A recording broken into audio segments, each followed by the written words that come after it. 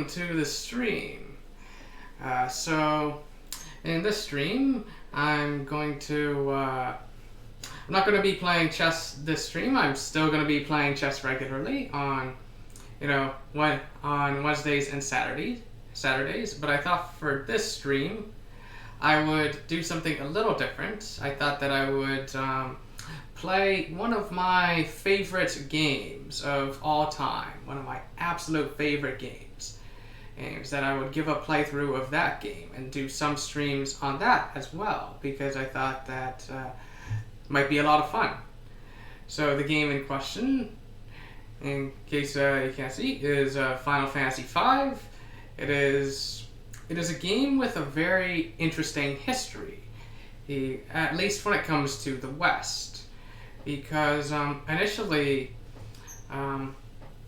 areas outside of Japan, we did not get to play this game. We did not get an English translation of Final Fantasy V.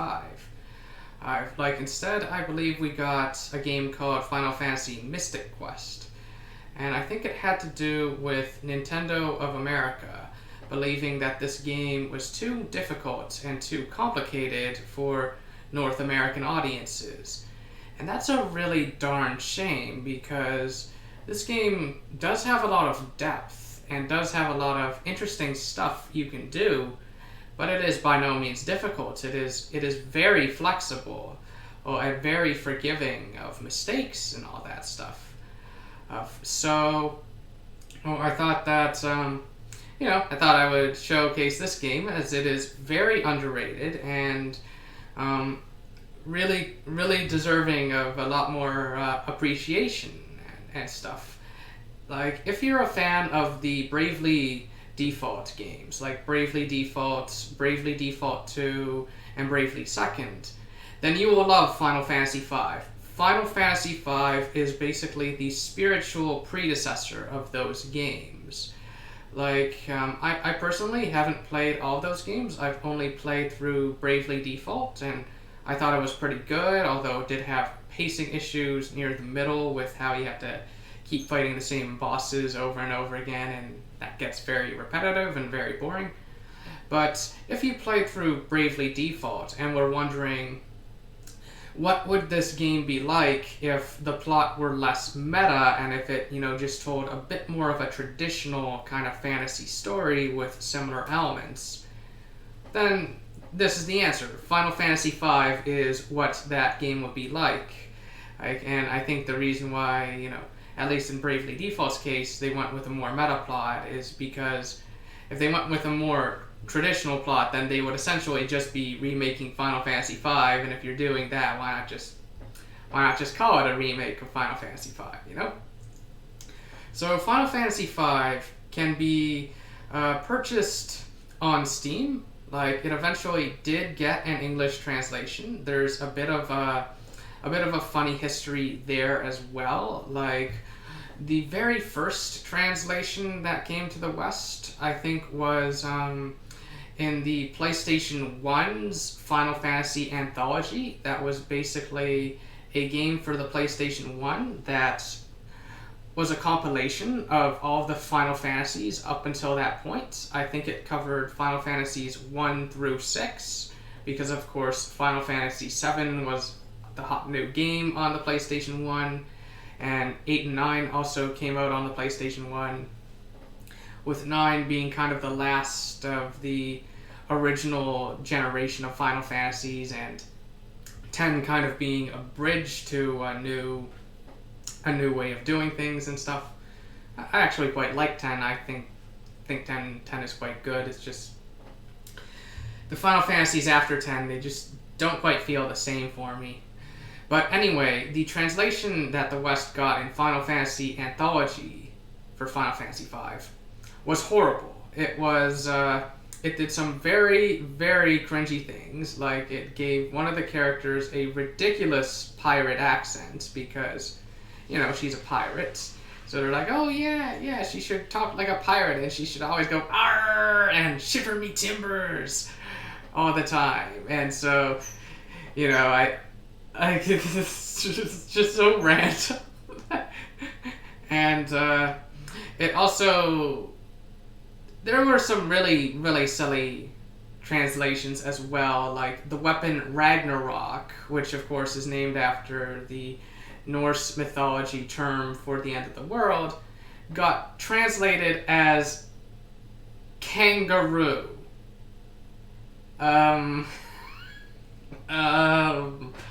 don't even know how you would make that mistake, but anyway. And, you know, Princess Sarissa got translated as Princess Salsa. But anyway, if you're wondering what the best version of Final Fantasy V to play is, then there are two possible answers to that. So, there's this YouTube video that, you know, covers them all in depth, gives a overview of the differences between all of the versions in depth, and I agree with it.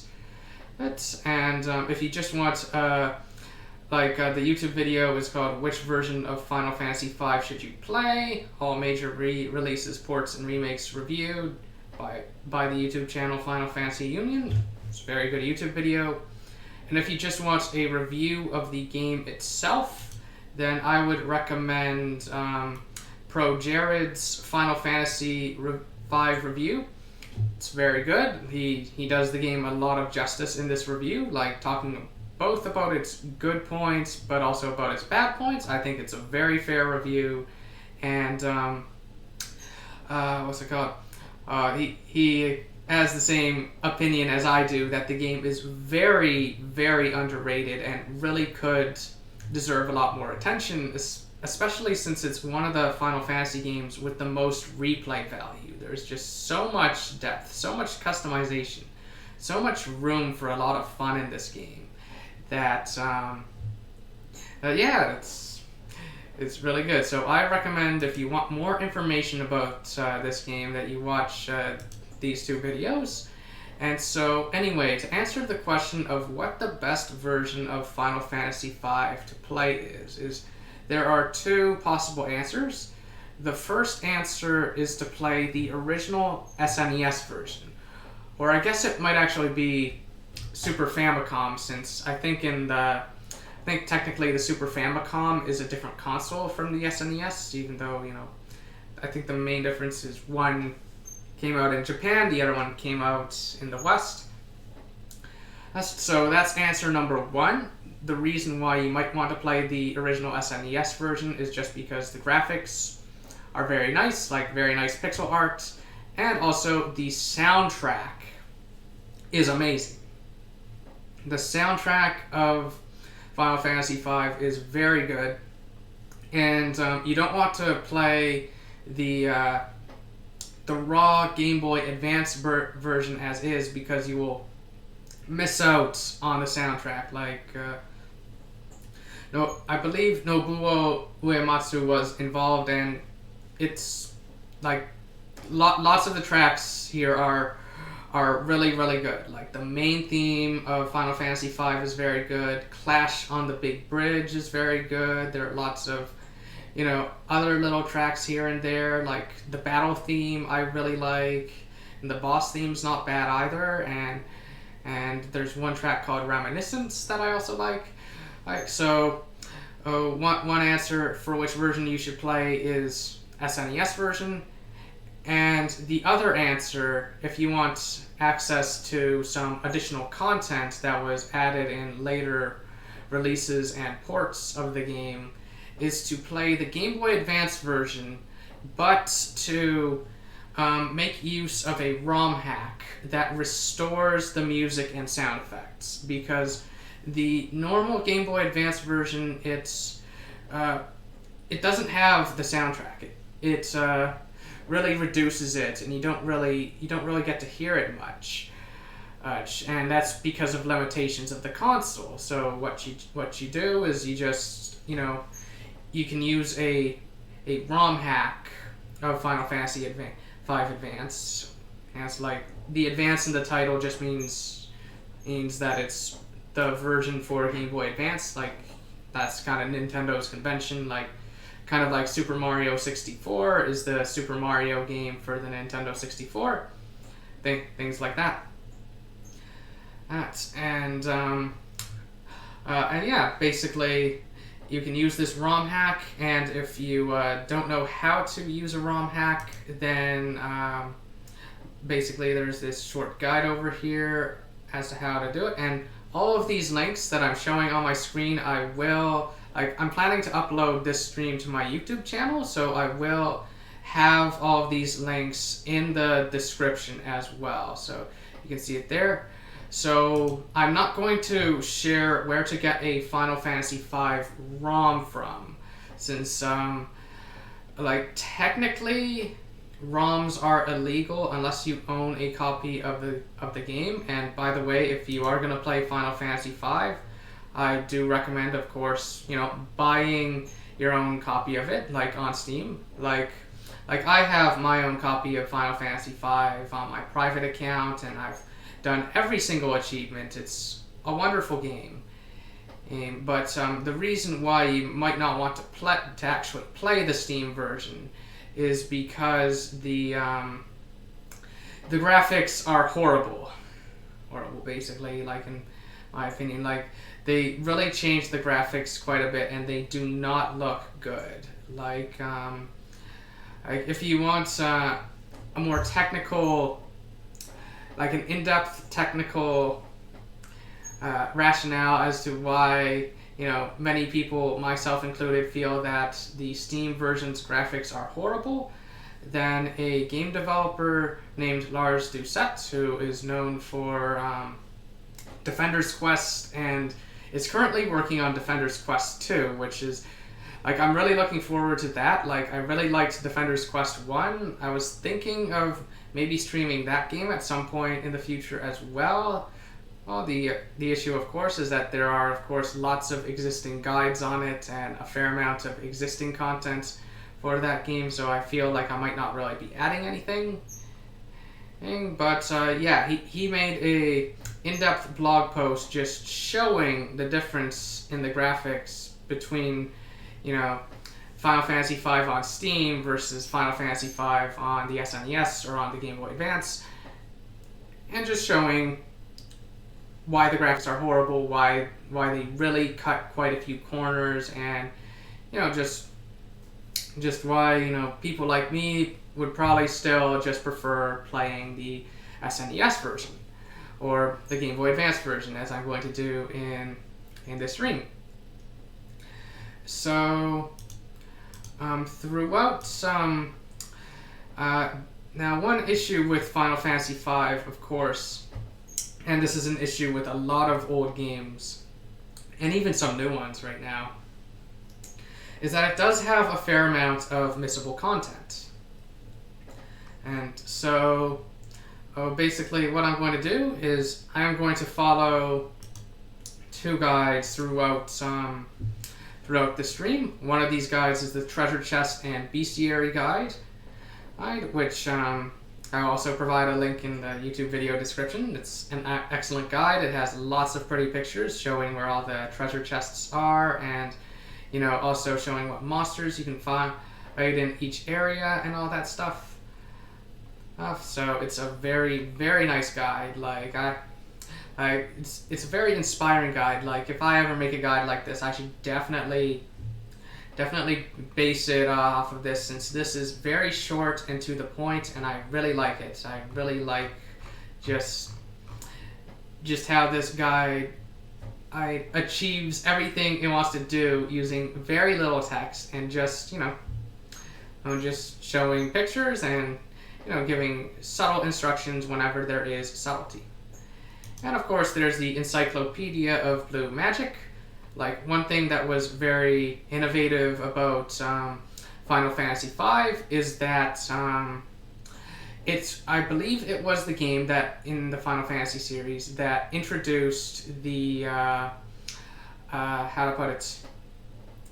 the Blue Mage class to the game. I think before FF5 it might not have existed. I know that it didn't exist in 1, and it didn't exist in 2, and I don't think it was in 3, and 4, I don't think any of the characters in 4 had anything quite like Blue Magic, So yeah, I think 5 was the game that introduced the blue magic class. Yes, and then 6 had Strago, and then 7 had the enemy skill command, and 8 had Quistis, and 9 had Quina. So yeah, I think it was 5 that introduced the blue mage class. So I'm going to be following this guide as well because, what's it called?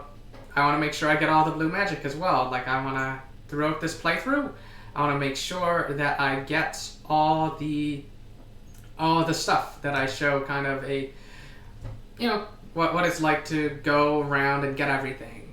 Like, I might not do the post-game stuff. I might stop, you know, at beating, like, as I beat the final boss, because, you know, the post-game, there's a fair amount of grinding and all that.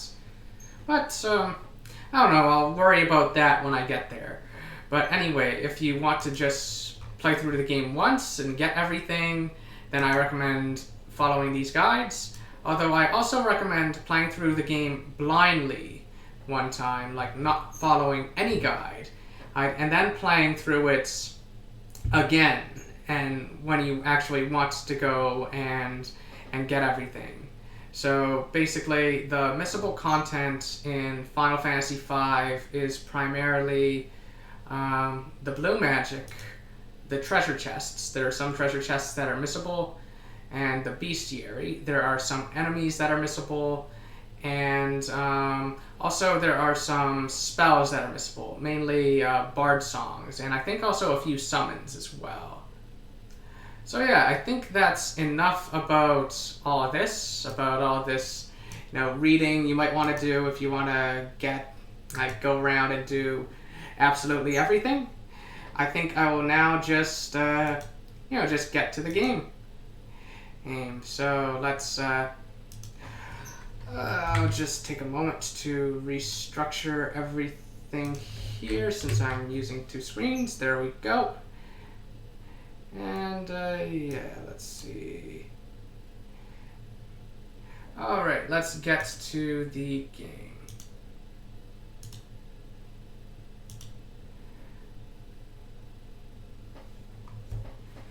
And for this, I'm of course going to use my handy controller. So let's see, is the audio working? Yep, looks like it. I'll just let this play. This opening scene play, as it's very nice. And it gives a nice little overview of what this game is about.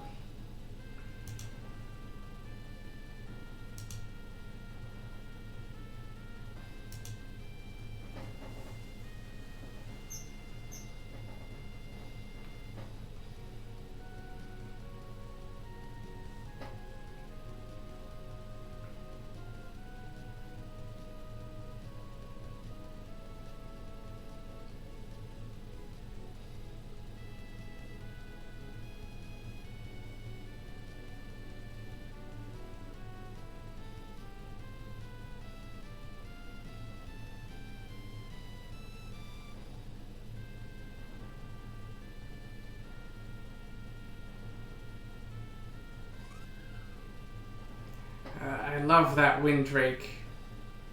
Just such a fun little friend.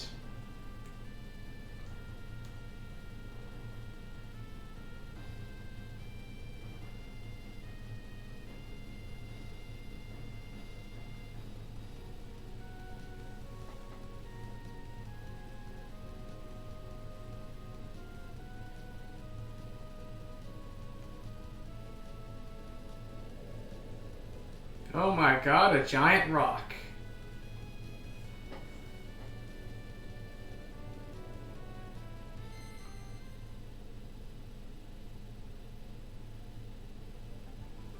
And yeah, so that's the introduction. Let's start the game.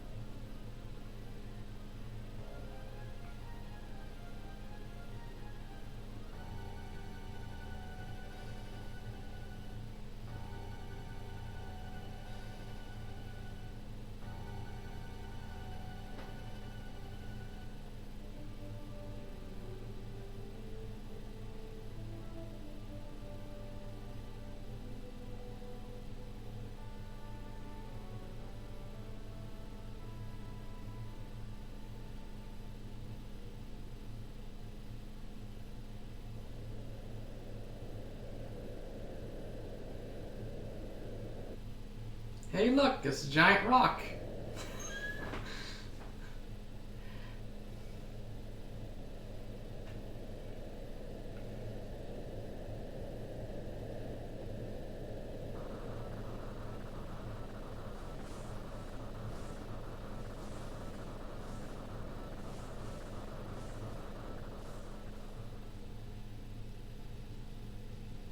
Okay, so that was the opening cutscene.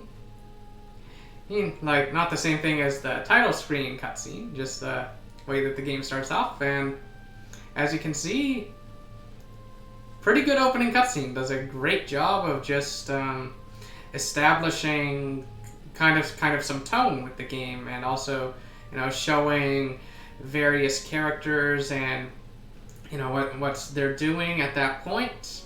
You can probably guess that some of those characters that were shown are going to be your party members. They're going to be, you know, the characters who you'll be playing as throughout the game.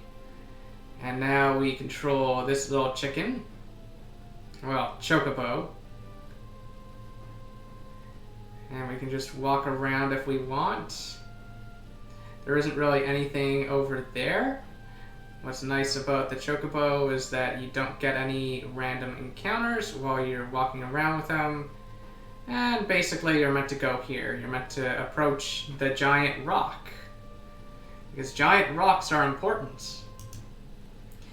You know, if Yu-Gi-Oh! Has taught me anything, is that giant rocks are important. And all that. So yeah. And let's see, so just checking the Bestiary, well, the Miscible guide really quick.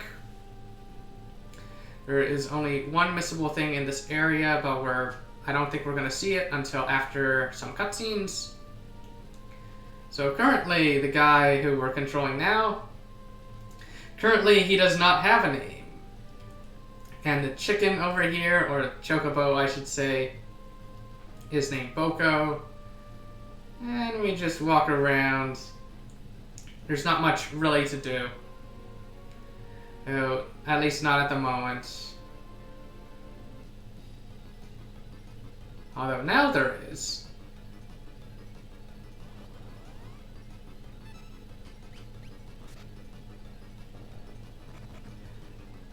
So, as you can see, this is a typical Final Fantasy battle system, or at least the old ones anyway. Like, they kind of changed a bunch of stuff in the newer games. Like 15 is kind of an action RPG and stuff, whereas 13 you can automate various things. But in this one it plays similar to like 4, 5, and 6, and even 7, and 8, 9, 10, and 1, 2, 3. Like, very similar to the battle system you would see in Final Fantasies 1 through 9, where you can do things. You can attack. You can use abilities like Steel or Magic. You can defend. You can switch what row you're in. I don't think I actually showed that. Although, you might not be able to when you've only got the one party member. I think switching row requires 2 party members to be in the party. I could be wrong about that, but anyway. Switching row is another thing you can do.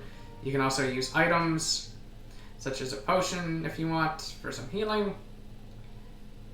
And I probably shouldn't talk through what the characters are saying so fast, since, you know, some viewers might be interested in the plot. So, basically, save this girl, whose name is Lena, or Reina, depending on the translation you're using. And the main character's name can also differ depending on what translation you're using. Since, like, officially in English, his name is Bart, but if you're going by the Japanese characters, then his name is actually Batsu, which is actually closer to bats or butts, which I personally think is funny. So some people, myself included, like to instead give him the name Butts. And another reason why I like to call him Butts is because the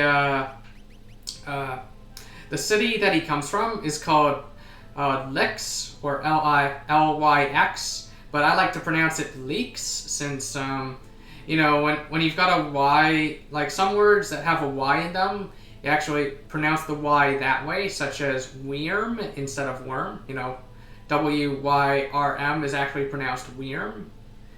So I like to joke that the main character's name is Butts, and he comes from the village of Leeks. Anyway.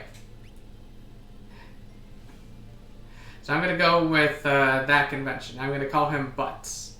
Even though officially in the West he's known as Barts.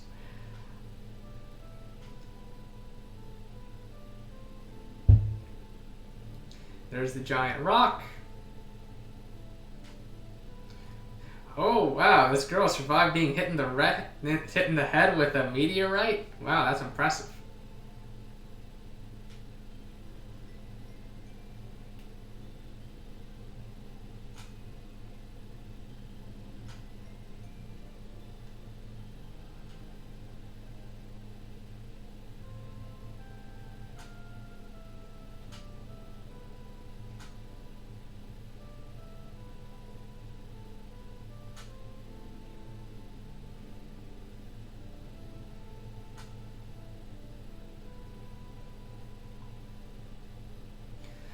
Let's see, I think there is the first miscible item that can be found. I think it's that treasure chest over there. Just trying to remember how do you get there. It's kind of one of those hidden paths. You have to do, like, this game has a number of hidden paths that can be hard to notice, although later on there is something you can do to make it easier to spot hidden paths. Anyway, here is another character, so let's talk to him. And let's see. The next piece of miscible item is at the Pirate's Cave, so I'll wait until then.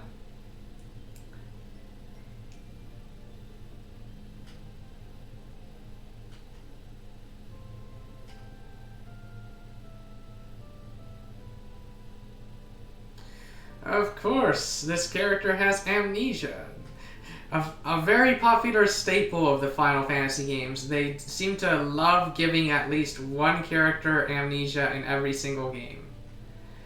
Although in Final Fantasy VII, I think it was actually done very well, with Cloud not remembering a certain detail of his original confrontation with Sephiroth. I think it was done very well over there, since it's actually very, very subtle. Oh, the thing that he's forgetting and all that stuff.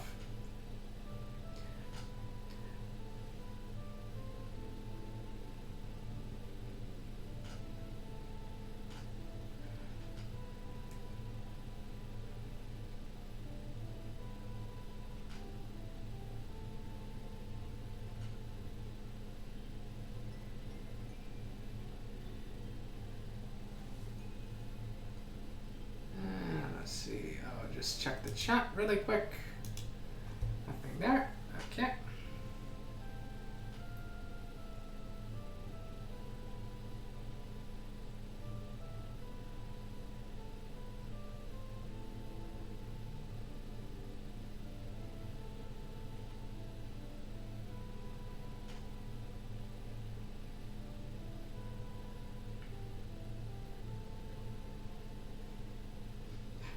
And yeah, that's the end of the game right now. You decide to not go on an adventure, and yeah.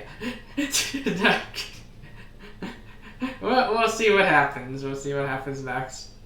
But I would just love it if there was just a version where it's like, you decide to not save the world. You decide to just go on your merry way and have fun with your chicken.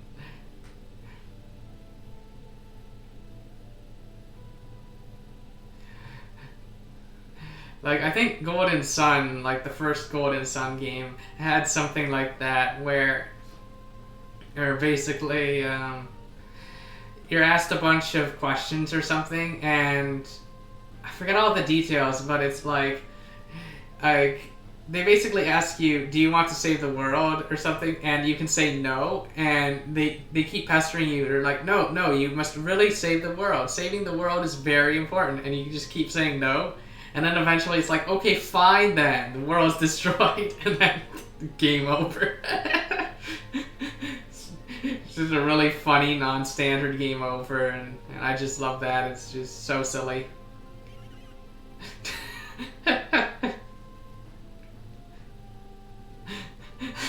The chicken is like, no, you need to save the world. What's wrong with you?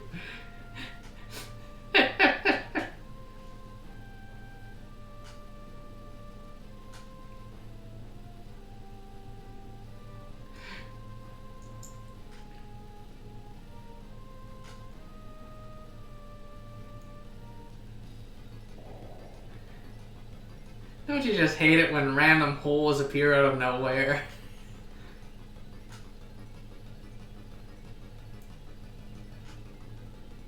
I actually quite like how they do cutscenes with this limited art and all that. So I think you're meant to go here. Some more enemies. I think I'll check now if I can switch rows and stuff. So first I'll just defend. Even though it looks like it didn't make any difference. Ah, yes, you can switch row. Now let's try defending from the back row, just see if it makes a difference there. No! Normally it does. Normally you take less damage if you're in the back row. But you also do less damage as well. So what's interesting about this game is I think levels, like just your raw character levels, I think they only actually affect your HP. I could be wrong about that, but like your stats, they're mainly affected by something else. And these fights are, of course, very easy, very simple. All you have to do right now is attack. The game will, of course, get more interesting later on. The chicken is saving our new friends.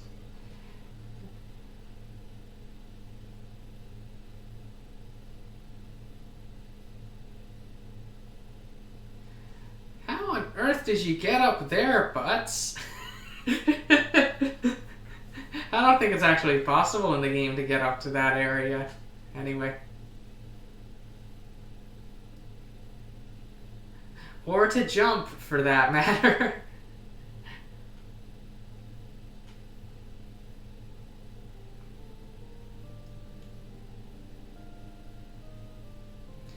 Oh no, she can't escape being in his debt. What is he? Her student loans? No, I'm kidding. I already paid all those off. Paid those off a long time ago.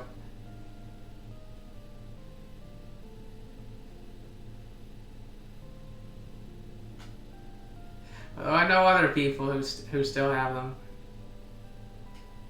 I consider myself fortunate in that regard. And one thing that's always kind of disturbed me when I learned about it is just the amount of debt that doctors have to take on. Like, I know that lawyers have to take on a lot of student loan debt, but it's like, it's just lawyers. Although, to be fair, like, even with lawyers, it's a little unsettling because, you know, there are some areas of law that could really use more people. Like, areas of law that are actually more focused on helping people as opposed to just, you know, making more money for big companies or handling mergers and all that stuff. Like, you know, stuff that has to do with human rights and, you know, international aid and all that kind of stuff. Like, there are areas over there that can really use more people, but they're just not lucrative. They just don't have that much money in them, and, you know, with the law students having to take on so much debt in order to go to law school and all that, it really dissuades them from going into those areas, and that's pretty unfortunate. So, though I am in no way a lawyer, I'm not familiar with that field. Like basically where I'm getting that information from is a YouTube channel called Legal Eagle, which is a very, very popular YouTube channel. I quite like it. It encourages you to think like a lawyer, which I think is quite nice. Like, think it's very cool to like learn how to think like a lawyer, or how to think like a doctor, or how to think like an engineer, or like a computer scientist, or like a mathematician. Like just learning all those different ways of thinking and solving problems is just really cool. Or think like an artist, or think like a novelist, or think like a storyteller, or a dancer or a performer. I don't want to be too biased in favor of STEM stuff. So anyway, I'm not going to be too focused on the plot. Although one thing that's interesting about the parents of the characters is, I feel it would actually be pretty cool to make a prequel of Final Fantasy V that had the parents. And sometimes what I like to do is I like to play through Final Fantasy 1 and name the characters after the parents of the characters in Final Fantasy V. There's been stuff since, there's some stuff going on there with their parents as well.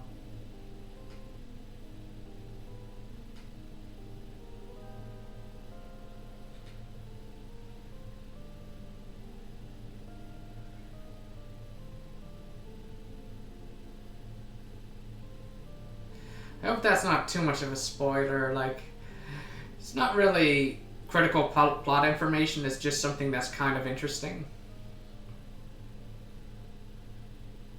And it's also not completely accurate, so what I said about the parents anyway. So there is some subtlety there, and you have to play on and watch through. And this music track over here is, of course, the main theme of Final Fantasy V. One of my absolute favorite tracks in the game. Doom, doom, doom, doom, doom, doom. Doom, doom, doom, doom, doom, doom, doom, doom, doom, doom, doom, doom, doom, doom.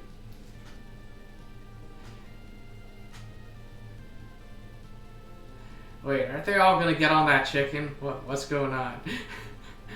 Uh-oh. I think this is a bad idea. I don't know if that chicken can support all of you.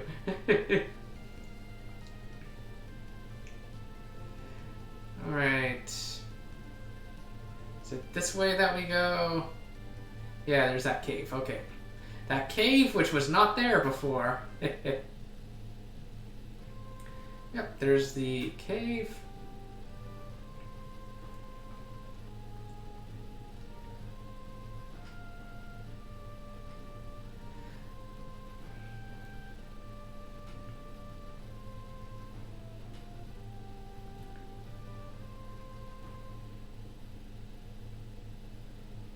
So, let's see. I believe there are some enemies we can fight. Also, can I take a look at the pause menu? Yes, I can. As you can see, we will eventually be getting magic, and there is quite a bit of magic you can get access to in Final Fantasy V. White magic, black magic, time magic, summon, magic night stuff, blue magic, and bard songs. I forget if there's one other. I don't think so. I think this is all of them.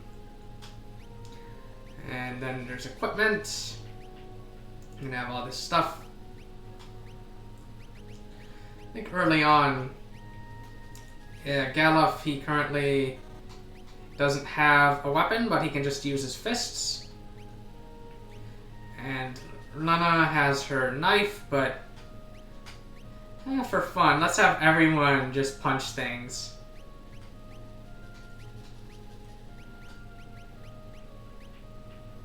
And let's see, yeah, we currently don't have anything else.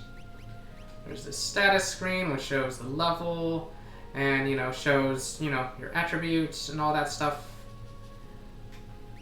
So anyway, as you can see, there are some slight differences between the characters. Generally, the boys have higher strength, whereas the girls tend to have a bit of higher agility and be better at magic, I think.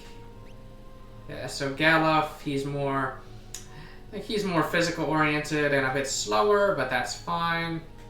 And really, the differences are very small. They're not that critical. So, like, if you do want to, like, make a female character into a physical fighter, that's totally fine. That'll totally work. Or if you want to have a male character be, you know, a magic user, that's also fine. So I like that, you know, you're still able to, you know, play the game how you want. Have your characters do what you want. And let's see. I much prefer, let's see, for battle mode, I'm going to go with active, since active is more challenging and I think more fun. And since, you know, having it on wait, I think makes things a bit too easy. And what else? What else? I think I'll also turn on auto dash. I think I like just not having to hold down button as I move around. We can also view the Bestiary over here and see, you know, our first, first enemy. So,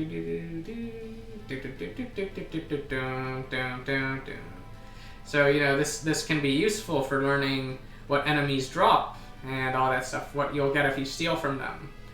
So, the Goblin, of course, you can steal potions, which isn't that exciting, but maybe the leather cap might be some fun. And I think, let's see. I think one thing that I forgot to show is how to save. So there are save spots throughout the game, but I think Final Fantasy V, if I recall correctly, it's like a bunch of other games where you can also save on the world map. So you basically come up here and save as well. And maybe I'll make backup files because why not? Yeah, let's save the world. Yeah, that's one way to save the world. You just open up the menu and you hit save. Excellent. Okay. Alright, so back to here. There's the Pirate's Cave. There is one treasure, and I'm probably just going to find it, you know, by moving. I forget, is this a switch? No, it's not. Okay. And let's see. Oh, some more enemies. So, the Steel Bat, the Devil Crab. Yeah, let's have everyone use their Kung Fu to defeat the enemies.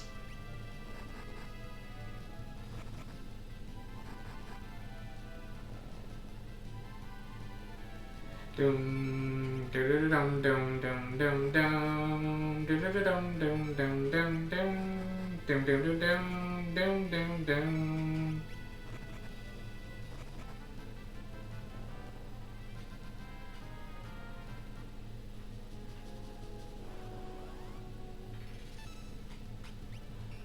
Looks like a preemptive strike.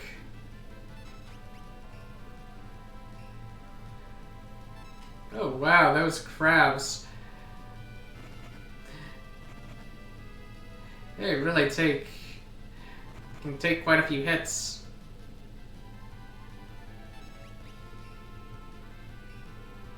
Oh, okay. So I'm running into some trouble here. So I think what I will do...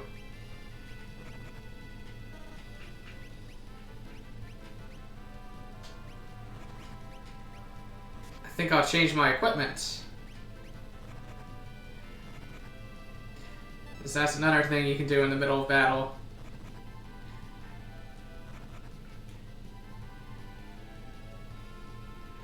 So the difference between active and wait mode when it comes to battle mode is that basically if you're playing in active mode, then you can get attacked while you're making decisions. And if you're playing wait mode, then the enemies, they wait for you to take your turn before they attack you. They will not attack you when you're making decisions. So this is a recovery spring, and it heals you. It revives anyone who managed to die, and it heals all status ailments, and apparently it gets me into a fight. I don't think that's expected, but... Anyway.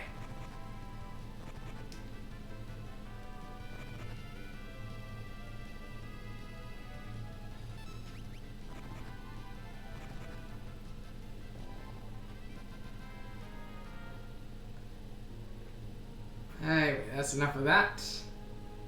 So I think that's the one treasure chest in this dungeon.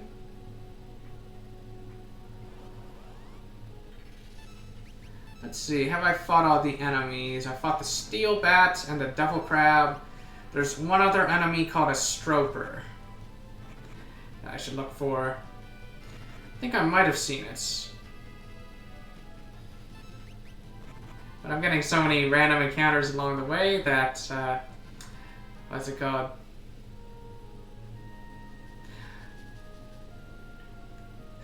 I just love the creative use of animations and cutscenes. He's like, this was way back in the early days before, you know, 3D stuff was normal.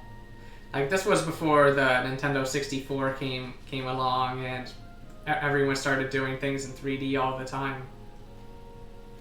You know, before Super Mario 64, before Ocarina of Time. Ah, there's the Stropers.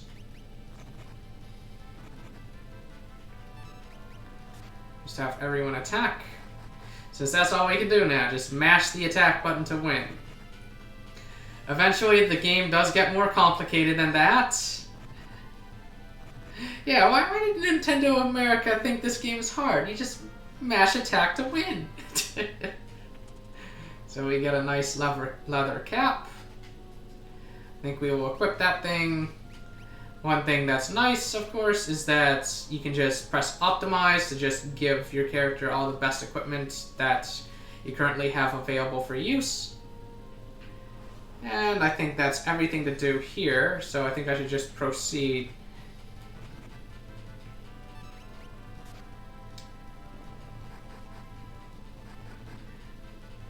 Wow, Galuf killed that one in one hit. Or I guess 2 hits, technically. But still.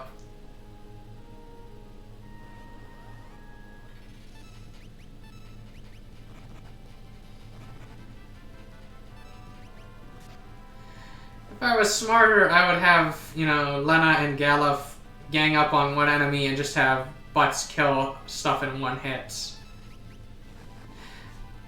But, you know, the game's very forgiving, and this is still the early stage, so no pressure. Don't worry about being optimal at this point.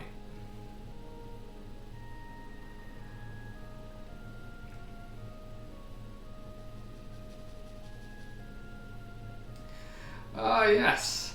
That's right. One thing that this game does get right, that previous installments in the Final Fantasy series get wrong, such as Final Fantasy 1, is that it has the elemental crystals and stuff. But, you know, the crystals, they stop working and all that kind of thing. But in Final Fantasy 1, like, the wind crystal stops working, and yet people are still using sailboats and stuff. So it's like, how are they able to do that? Whereas in Final Fantasy V, you know, they address how the characters manage to work around that problem. So they kind of address, you know, that kind of small plot hole and stuff. Anyway, not much else to do, just proceed. We've got all the treasure in this dungeon. Just mash attack to win. As you can see, that enemy is in the back row, so therefore it took less damage.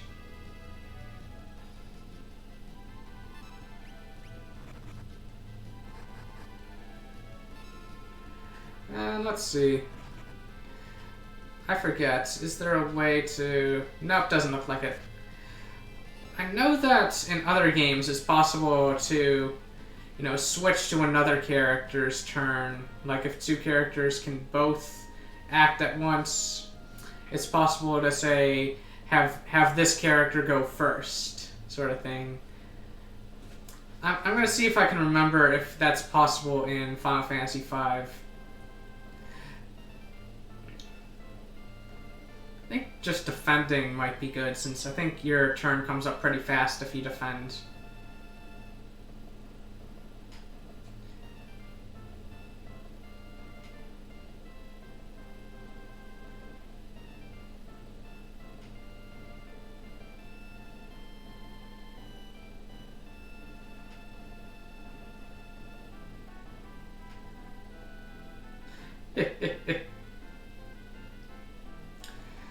Alright, so from what I remember, there isn't really anything to do over here. There are these funny little switches on the wall, but I forget what that one does. This pirate's just sleeping. As is this one.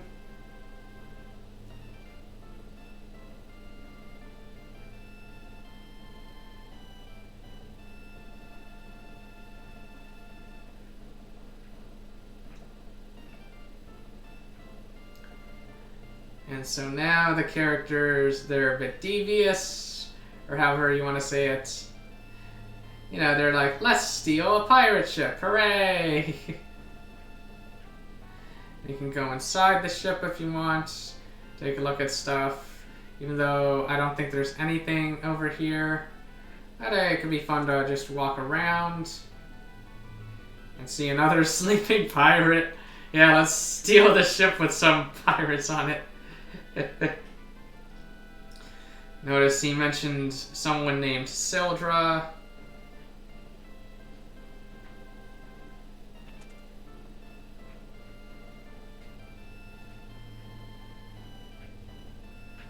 And yep, I think that's all there really is to show about that. Like, really, you just go here, you press A, yo ho ho, and stop. Time to cast stop. It's been a while. I mean, don't you have to like raise the sail or something in order to get it to move? Or maybe you have to put the key in and like turn it around and be like vroom vroom. Maybe it's like a car.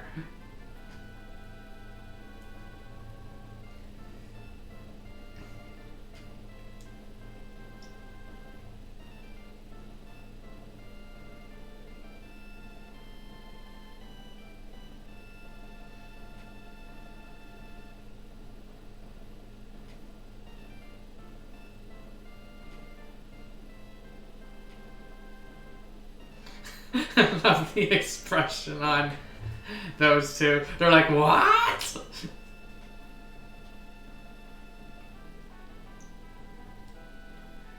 And notice that even though the character with purple hair has very long hair, Lena is addressing them as Sir.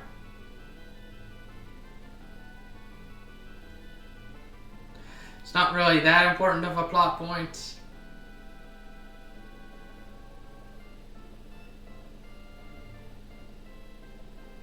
You degenerate, lecherous, piratey pirates! You really have a way with words, butts. That was such a sick burn.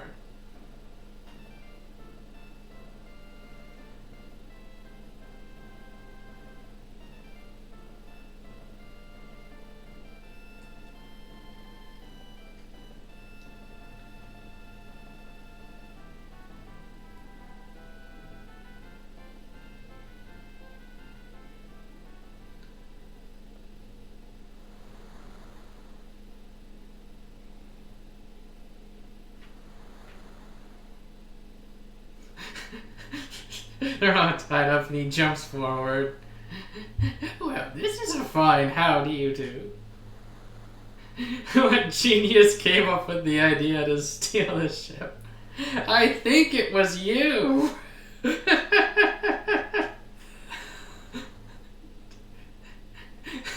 He has amnesia again. I forgot how fun these characters can be sometimes.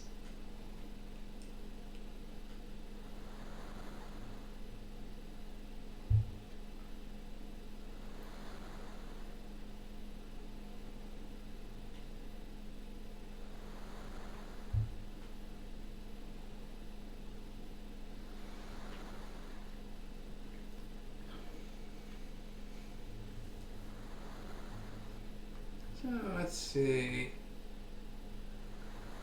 Next will be some enemies on the overworld.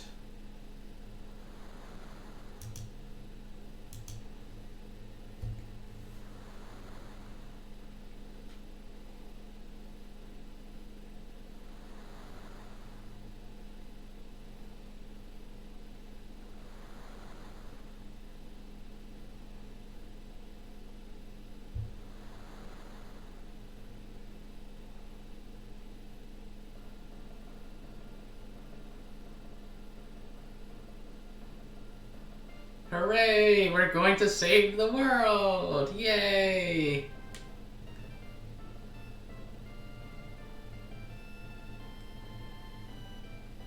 Sometime today.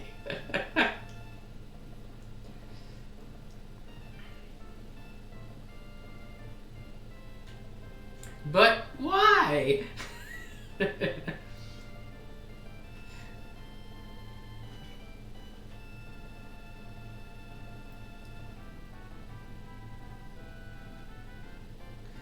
Aye, aye, Captain. I can't hear you. Aye, aye, Captain. Oh, who lives in a pineapple under the sea?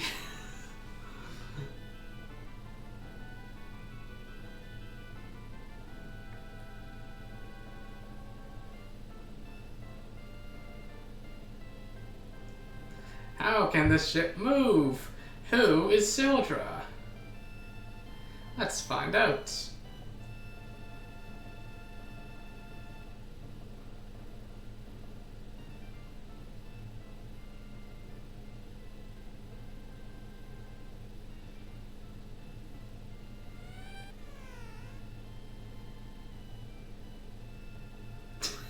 I love the look on Lena's face.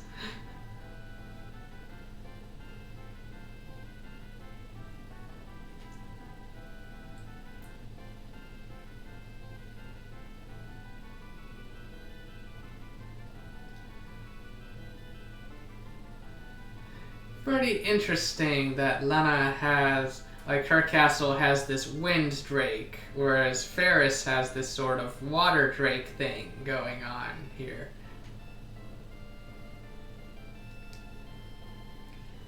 Okay. Let's go to the wind shrine. So now we can control this boat. Now we can get off of the boat if we want. And let's see. On the overworld, can I fight some enemies over here? Doesn't look like it's easy to. Another cutscene.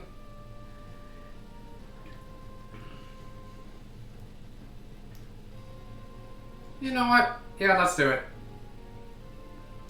Let's just have the pirates sail the wind shrine, sail us to the wind shrine. That'll make things a little bit easier.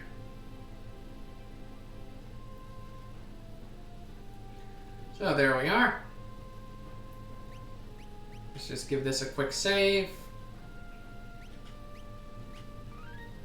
Or not a quick save, a regular save. And now, as you can see, we have Ferris in our party. And while she does occasionally, or they do occasionally use pirate lingo, it's not over the top. So let's get into a fight. So there's a Nutkin, that's one of the enemies I'm looking for the Bestiary. I think Ferris also has a nice sword or something. I should double check that. Let's see. No, Ferris just has a dagger. Ah, that's fine. Is the knife better than the dagger? I forget.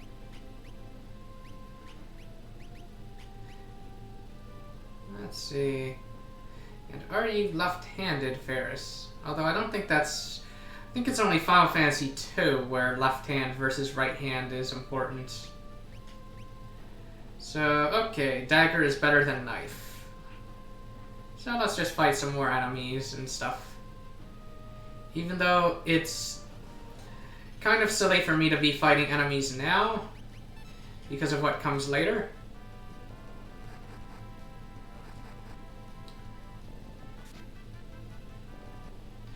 Like, there's a much better incentive to grind on enemies later on after something happens. You know, the thing that lets you get the magic, and I'm just fighting a bunch of freaking squirrels. This is boring. I don't want to fight squirrels.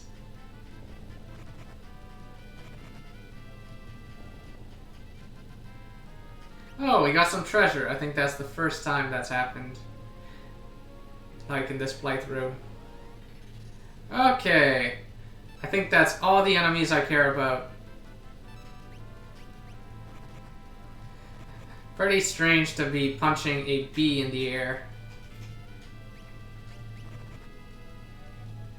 Yeah, there doesn't seem to be a way to... what do you call it? Get the... Yeah. To switch between characters. So, I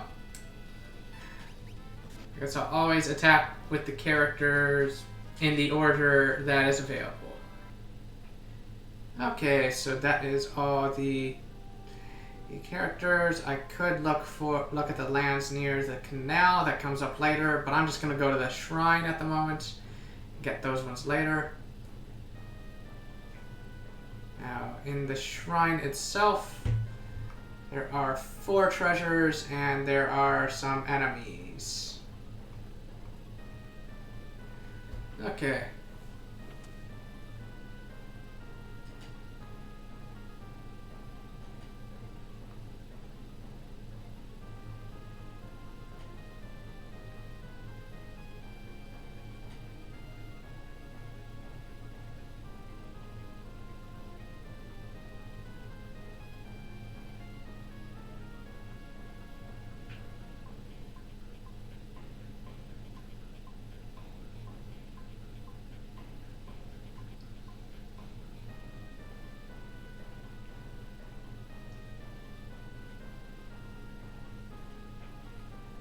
Let's just talk to these people.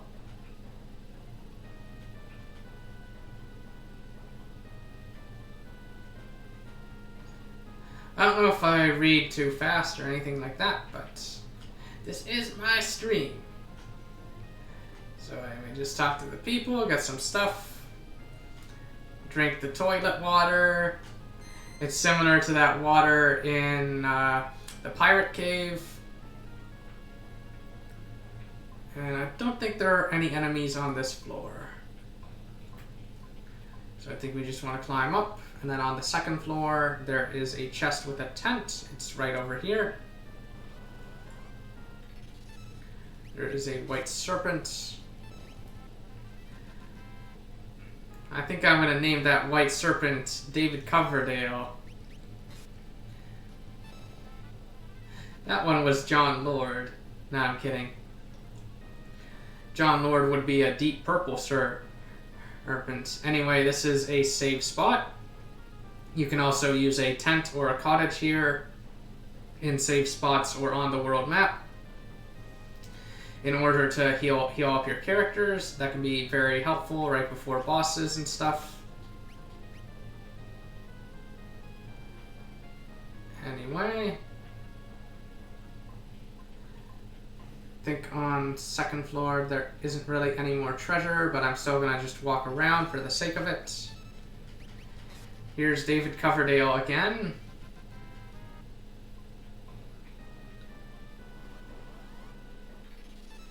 Oh, there's a black goblin.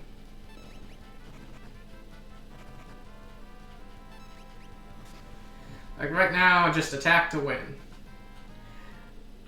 Like the main things you can do are attack, use items, and maybe defend. So another treasure chest. This one has a leather cap. And I think Ferris, I think she's kind of one of my favorite characters too. So I'm going to go with, yeah, Butts and Ferris. They're probably my favorites. And let's see. Have I beat all the enemies I care about? Let's see. The Moldwyn and the Manny Wizard. So I think the Manny Wizard is on the 3rd floor. Yeah, okay. And there is a broadsword that I can obtain here. Okay. So that's the Moldwyn.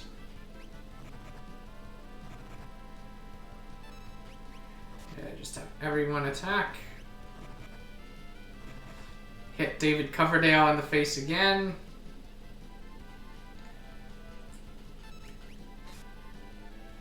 You know, I bet every time we get into a fight with David Coverdale, he probably sings "Here I Go Again." Oh, we got some leather shoes. Wow, these characters, they must really like watching The Matrix or something, because everybody's wearing leather. No, they can't beat my leather shoes. So as you can guess, that big chicken guarding the thing over there is a boss. We're not going to fight it just yet. We're going to don't have to really do any grinding. It's not a difficult boss. It's only like the first boss. But I'm looking for a certain enemy before I continue. And also a certain treasure chest, which will help with the boss.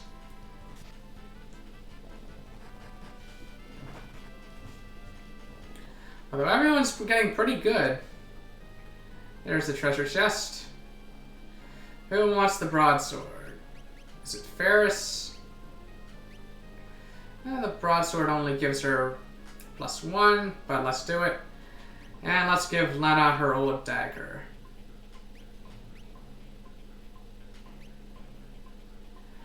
Or maybe we'll give Galuf the dagger? I don't know. Yeah, I think we'll have Galuf sit on the back for now. His role will be to throw potions at people. And we've got a good number of potions. Do I have all the treasure that I want? I think there's one more. Yeah, there's a staff. Okay. So this thing, I don't think has anything in it. But maybe there's the enemy that I want to face. Come on, give me a Manny Wizard. Okay, I don't think there are any enemies in that room, actually. It's not like Final Fantasy II, where there are these rooms where the encounter rate is just ridiculous.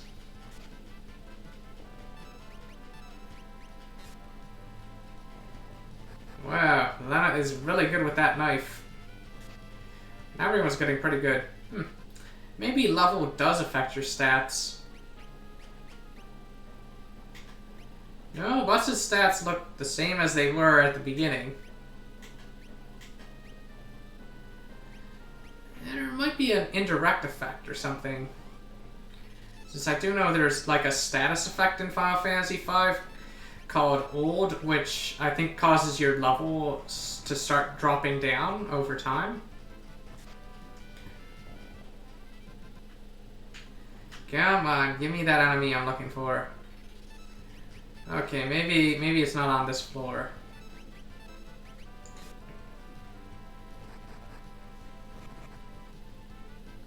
Or maybe it was added in a different game, or a different port. Though I doubt it. I doubt that they would just add this random enemy. Whoa, an elixir. That's rare. So let's give one more fight, and then we'll just fight the boss.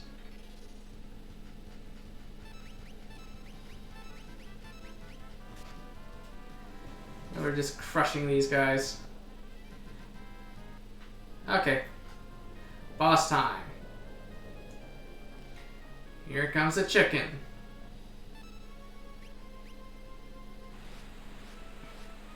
So we'll have Galuf be on potion duty.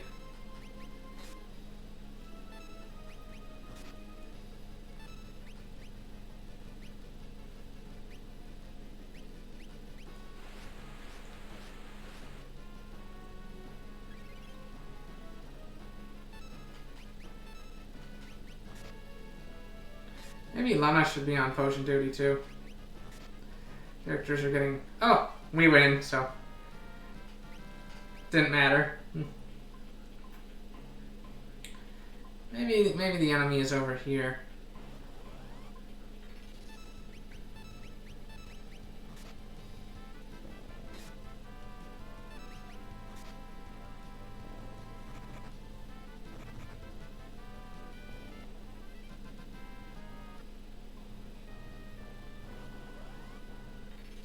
Ah, there he is. There's the Manny Wizard.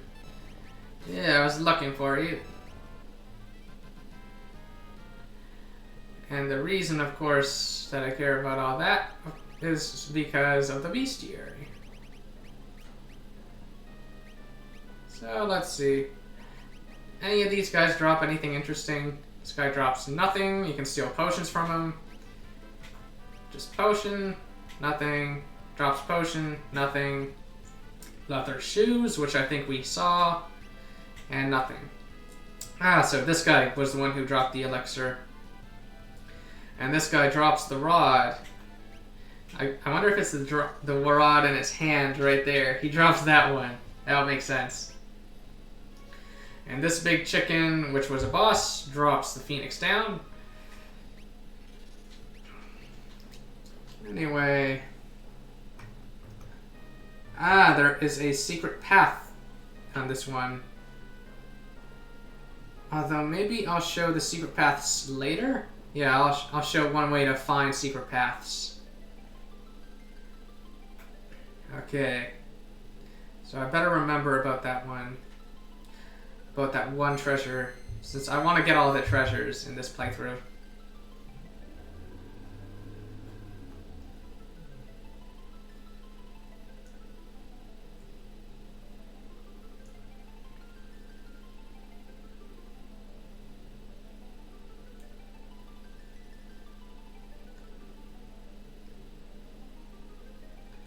Courage, the essence of flame.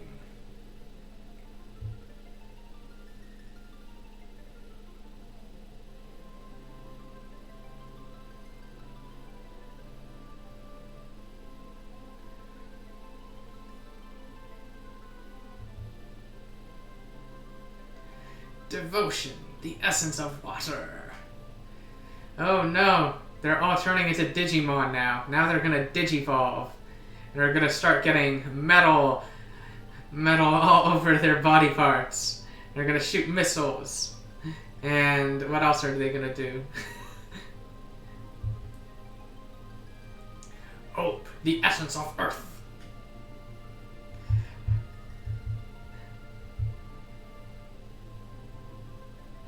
Passion, the essence of wind. Oh. I think it's kind of weird. I would think, you know, Butts is the courageous one and Ferris is the passionate one, but I don't know.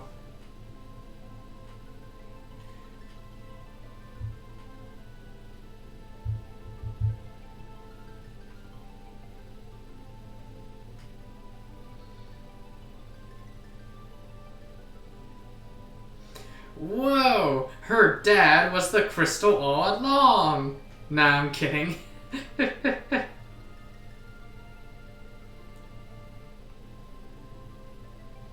You are the chosen ones! You are supposed to destroy the Sith, not join them!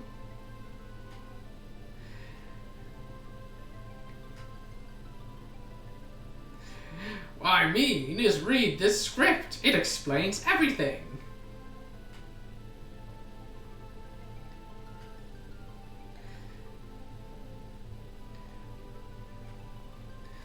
I wonder what presence that is. Is it George Lucas?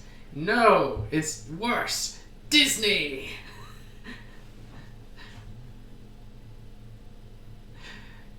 Alright.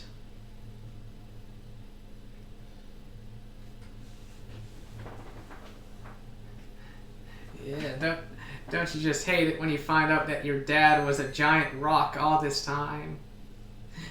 Nah, I'm kidding. Her father isn't actually the crystal. That's just a joke. What are these?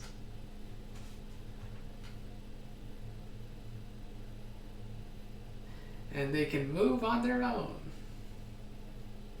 The power of the warriors of legend. The knight, the monk, the blue mage, the thief, the black mage, and the white mage. All right.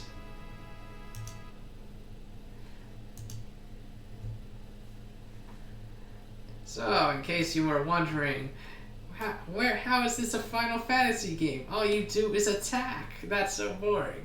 Well, now we can do more than attack. Now we can have some fun.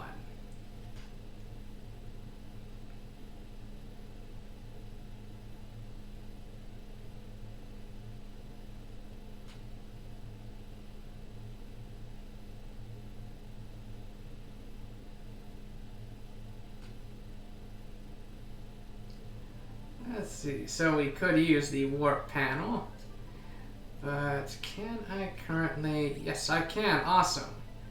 So now that we have those magic crystals, we can actually start using, you know, things besides Freelancer. So let's see. I think in general, I like having Butts be a blue mage. Although honestly, you can pick whatever ones you want. Currently, we have no ability that we can equip. Yep, but that's okay. You learn abilities by fighting random encounters and fighting bosses. Bosses, like, in addition to EXP, you also gain AP, which levels up your jobs and gives you stuff that you can equip in this slot, and also some other stuff too, if I recall correctly. I think it's mainly just abilities you can equip in the slot. And when you master a job, then the Freelancer job becomes stronger. And also later on the Mime job, but we don't yet have the Mime. And yeah, like in the end game, the Freelancer becomes the best class in the game, which I thought was a cool idea. It kind of starts off as this very boring class that can't really do anything, but at the end it becomes a class that can do everything. And let's see, for Lena, what would she like to do? I often like having Lena be a knight. Either a knight or a white mage. Let's see. I could have her be a thief as well. Be nice and fast. Let's see. Yeah, I think I'll have Lena start as a white mage, and then gain ability points, learn white magic level 1, so that she can then become a knight who can cast white magic. So I think I will do that. So currently she has nothing she can equip over there. Since she's going to be on white magic duty, she'll just sit on the back for now. And then I think I'll have Galuf be a thief.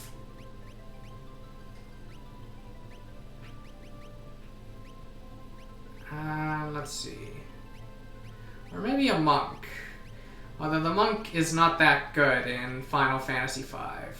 The black mage is also not that good either. Like, the black mage starts out okay, but eventually just gets overshadowed by, what's it called? Just completely overshadowed by some other classes. But I think I will have Galuf start as a black mage.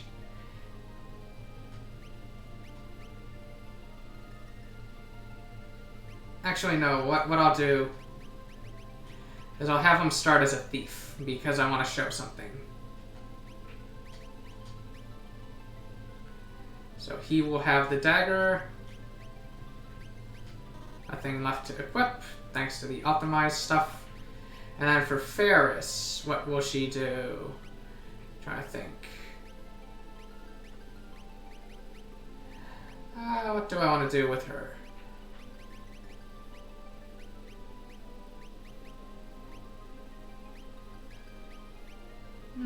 You know what? Maybe I'll have Ferris be the thief and have Galuf be sort of this, have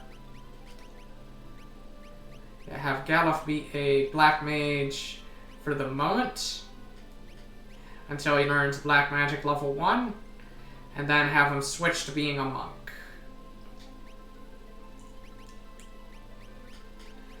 So yeah, I think I'll go with this formation for now. Like, one thing that is wonderful about Final Fantasy V's job system versus Final Fantasy III's job system is that in 5, you can actually get benefits from multiple jobs at once. Like, you can mix and match various job abilities and stuff. Like, it's not like, it's not completely crazy, but you can have, like, a knight who can cast white magic. You can have, like, a monk who can cast black magic. You can have a thief who can cast time magic. You know, that sort of thing. And so the reason why I had one of my characters become a thief is, you might notice that this passage over here wasn't there before.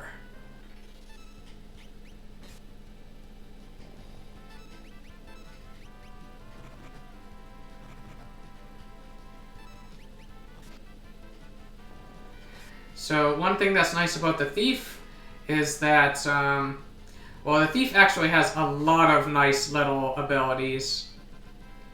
They let you see these passages. And I think another thing they do, I might be confusing them with the ninja, but they might also stop you from getting ambushed in combat. So I have the staff now. I think Lena can equip the staff. Yeah, she can. Okay.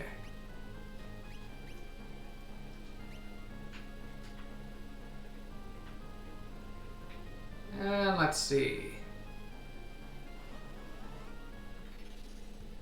Preemptive strike.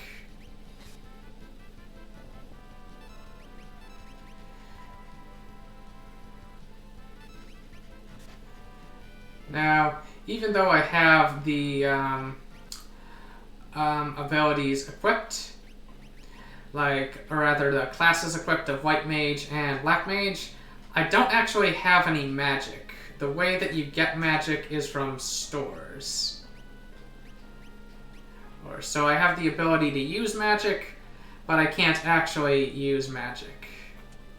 If that makes any sense. So I have the potential.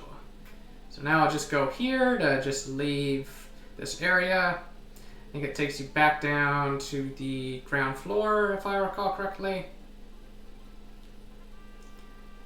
And we get to hear the main theme. You know, I wonder what would happen if, what do you call it?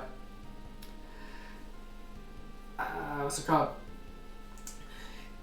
If I didn't just step in this portal, if it would show this. So, would I like an explanation of using the crystal fragments? I think for the sake of the viewer, I think I will accept this explanation. So we now have the power of the legendary warriors, the knight, the monk, the blue mage, and so forth. And basically you use those by going to the job menu, as I have shown, or as, you know, the game has shown.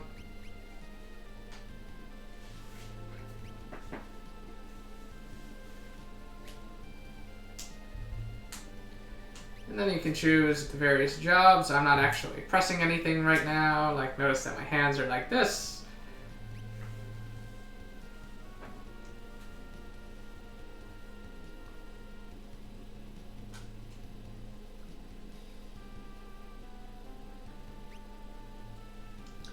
Basically, you can use the ability menu to set the ability on your characters. So you can learn abilities such as the ability to gain white magic. You can also learn other abilities, such as the monk has an ability called Focus that you can learn. Find passages is one that you can get from leveling up the thief.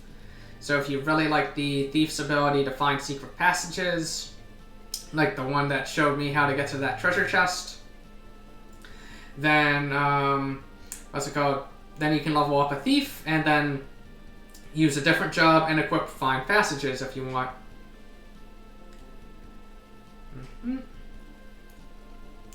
Now whenever you switch jobs, it's pretty smart. The game optimizes your equipment for you, which is nice because you'll often be switching jobs very frequently. And once again, I'm not pressing anything. Yeah, you can create some very interesting characters. You can have a black mage who can jump, or you can have a knight who can use white magic. The latter of that is actually a great idea, since, you know, knights are nice and bulky, and with white magic, you often don't really care too much about your magic staff. Sorry, magic stat, you care more about just the fact that you can do it. Right, okay. So now it's showing how you would do that. So I think in this scenario it's probably going to choose... Is it going to choose Butts or is it going to choose Lena? Okay. It's going to choose Butts. It's going to change him to... let's see. I'm going to change him to a white mage.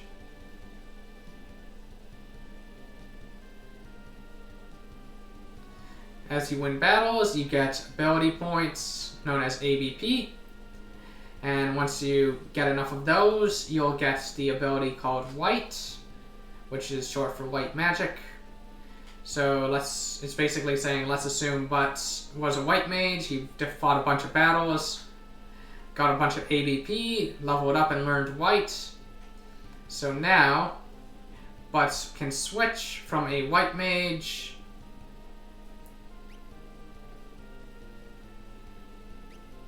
to a knight. Like this. Like the game actually suggests this strategy, and it's fun. It's fun. Even if it is a bit wordy and a bit more complicated than your typical Final Fantasy game. And not that there's anything wrong with things being simple. Like in Final Fantasy VII, they had the materia system, which was quite a bit of fun. And even though it really simplified how equipment works and all of that.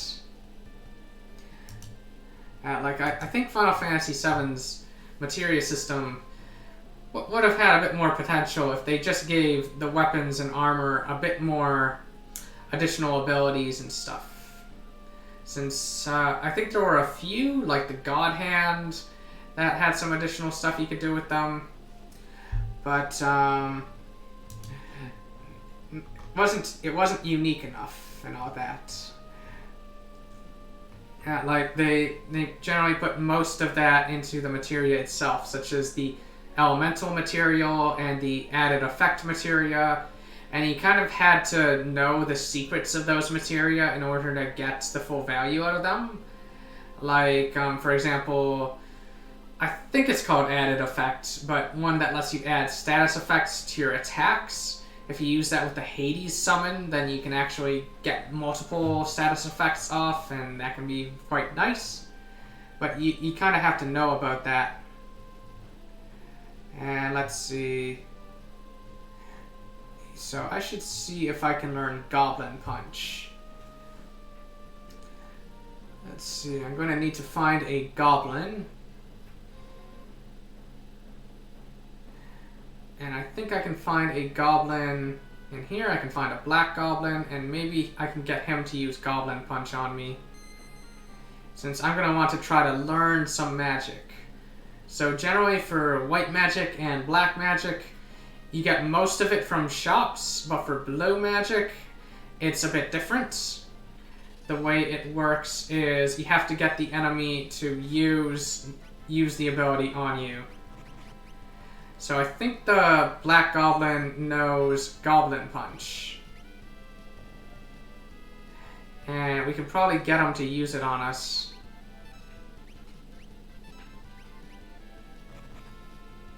Well, let's see if I'm right. I don't think Goblin Punch is missable.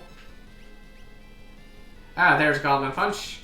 Although we need him to hit butts with it. Let's just have everyone defend. Or I guess Ferris can steal.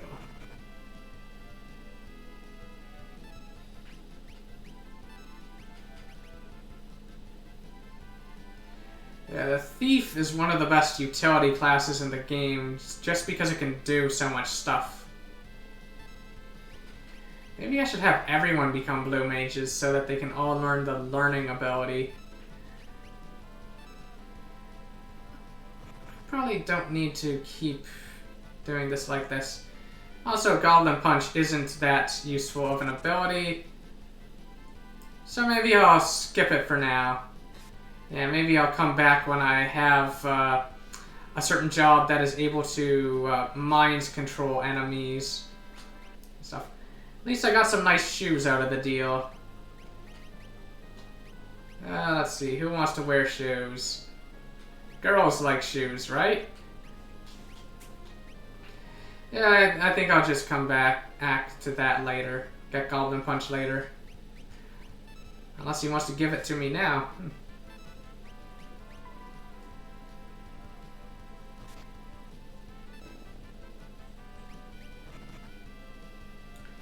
Doesn't look like it, but that's okay.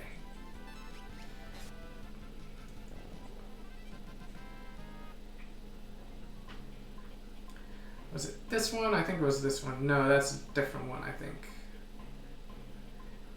Yeah, it's this one that leads back. Okay. Yeah, let's just get Goblin Punch later. Since basically the way that you learn Goblin Punch is you have a character who's either a blue mage or has learned the blue mage's ability learning ability. That is the weirdest name of a thing ever, but anyway. And, let's see, I think there's some enemies here.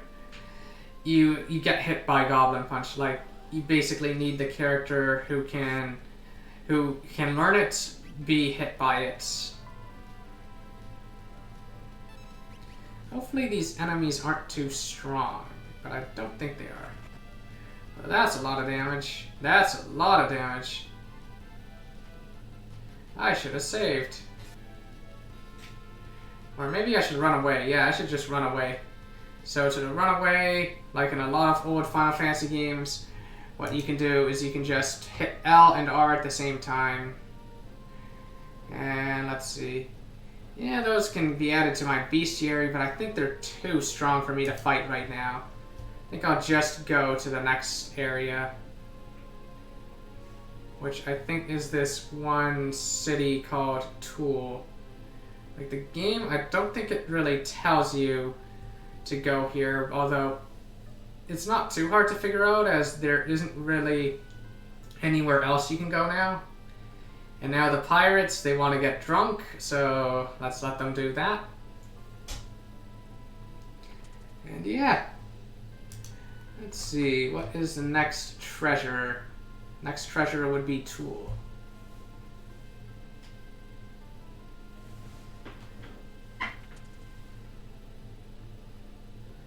And let's see. So we can go in the pub if we want. I think there's one very important house to go to. I think it is the pub, actually. So what's funny is that due to censorship, Nintendo of America and a lot of English translations of things would change pubs to cafes because they didn't want to have any references to drinking and stuff. How do I get at that piano? Well, let's watch this little dance. Uh-oh, what are those dancers doing on that stool? I don't know.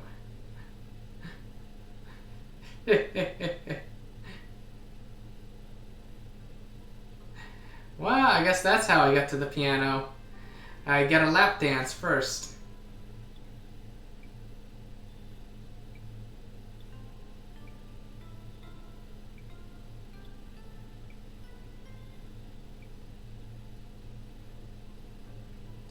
Piano skills, level it up.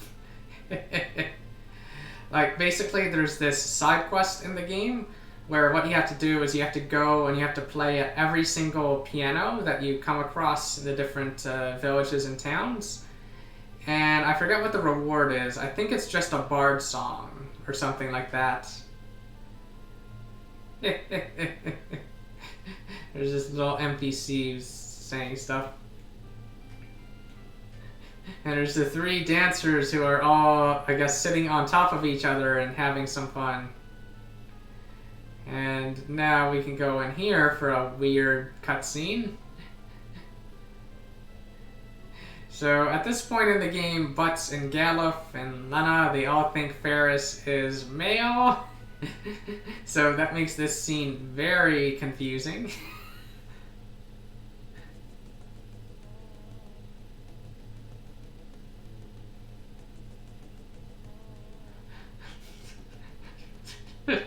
I guess Ferris is a very pretty male or something.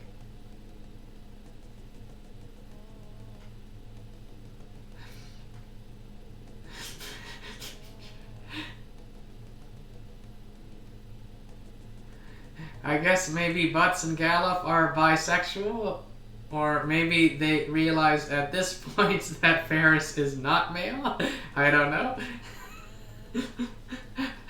I'm not fully sure what's going on in this scene, but I think it's kind of just meant to be very strange, so...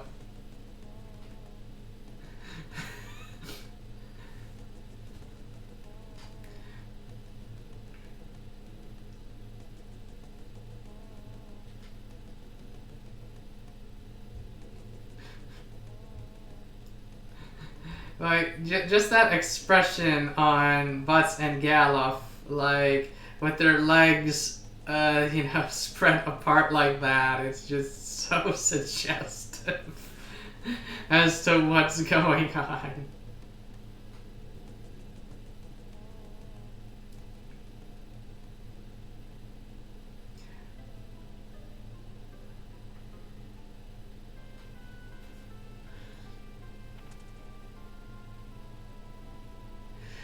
Alright, so that's enough of that. Alright, let's see if I can find all the treasures and stuff. There are 11. And let's see now, where are all these treasures? Could talk to the pirates, I guess. Even the pirates are attracted to their captain.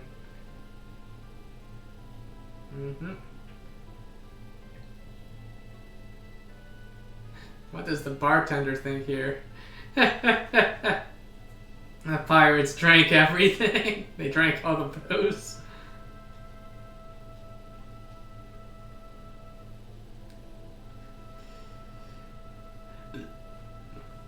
Let's see, so there are 11 treasures to find. I'm just going to use a guide. So there's one by the inn over here. That's 150 gil. There's one by the watermill house. Let's see if I can find that. Oh, and there's also a shop where I can buy some magic, which I should definitely do, since using magic is a lot more cost-efficient way of healing than, what's it called? Using potions. And this is an important house for some other stuff. So basically, if you remember that area where I fought those scary strong enemies in a random encounter, that's kind of the area we need to go to next, but currently we're blocked, so that's why we have to come here first. But I'm not going to go in there just yet. I'm just going to go grab all the treasures and probably buy some magic. Maybe buy some better equipment, although I think magic is more important. So we can get the standard stuff. We can get fire, we can get blizzard, we can get thunder. And basically, you only have to buy it once. Like, once you have it, everyone can use it. So of the white magic spells, Cure is of course the most important. And when it comes to the black magic spells, you can honestly do with just one of them, but, you know, if you're kind of a completionist, you can get all three. Or maybe get two of them in case, you know, the enemy resists the one that you get. But there isn't really much reason not to get all three, so... So now we can cast white magic. Although, let's see... We can heal up Gallop this way. Very nice.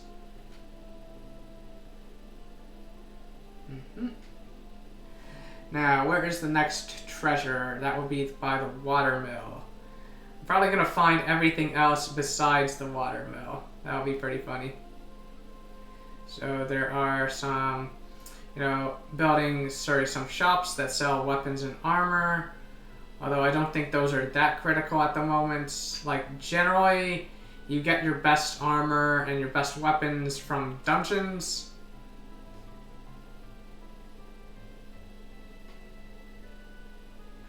Okay, I don't actually want to leave. Let's just go back in.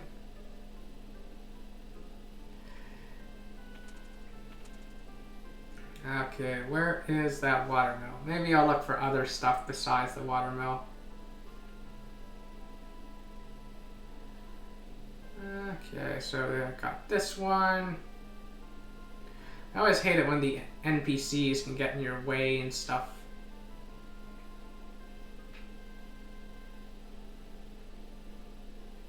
Maybe it's over here. There are often secret passages in the trees and stuff.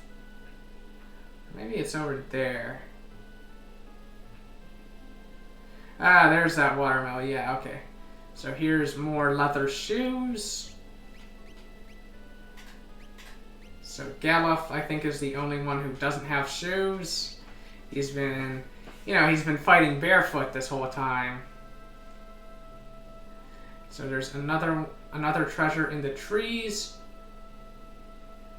So currently I have found 2 of the 11 treasures. Yeah, there are a lot of treasures in this game. Let's see. Is this it? Yep, that looks like it.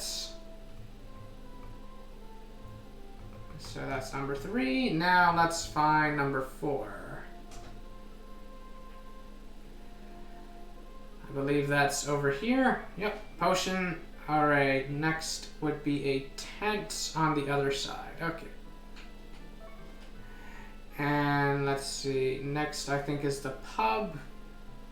Is it the pub? I think the pub has something inside it.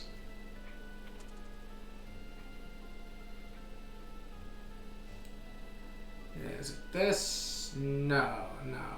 It's a different building. Okay.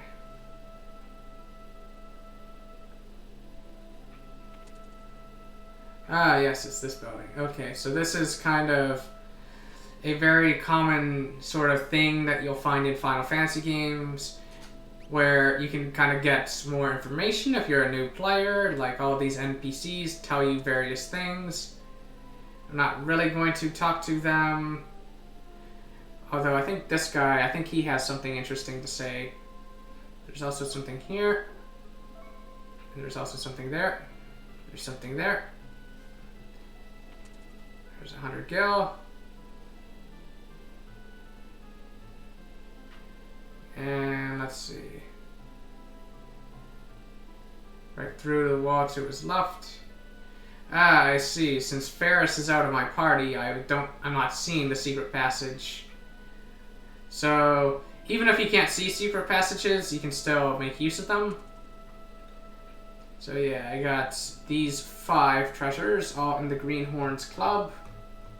Tent potion, tent, 100 gil, ether. And then there are some more leather shoes. Here, but there's a monster in the box. So I do like that this building does introduce you to the concept of monsters in a box. Ooh. Yes, use Goblin Punch on him. Yes, thank you. Awesome. Looks like we did get to learn Goblin Punch after all. And behold, we have learned Goblin Punch. And it's not just Butts who's learned it. Basically anyone who uses blue magic can now use Goblin Punch.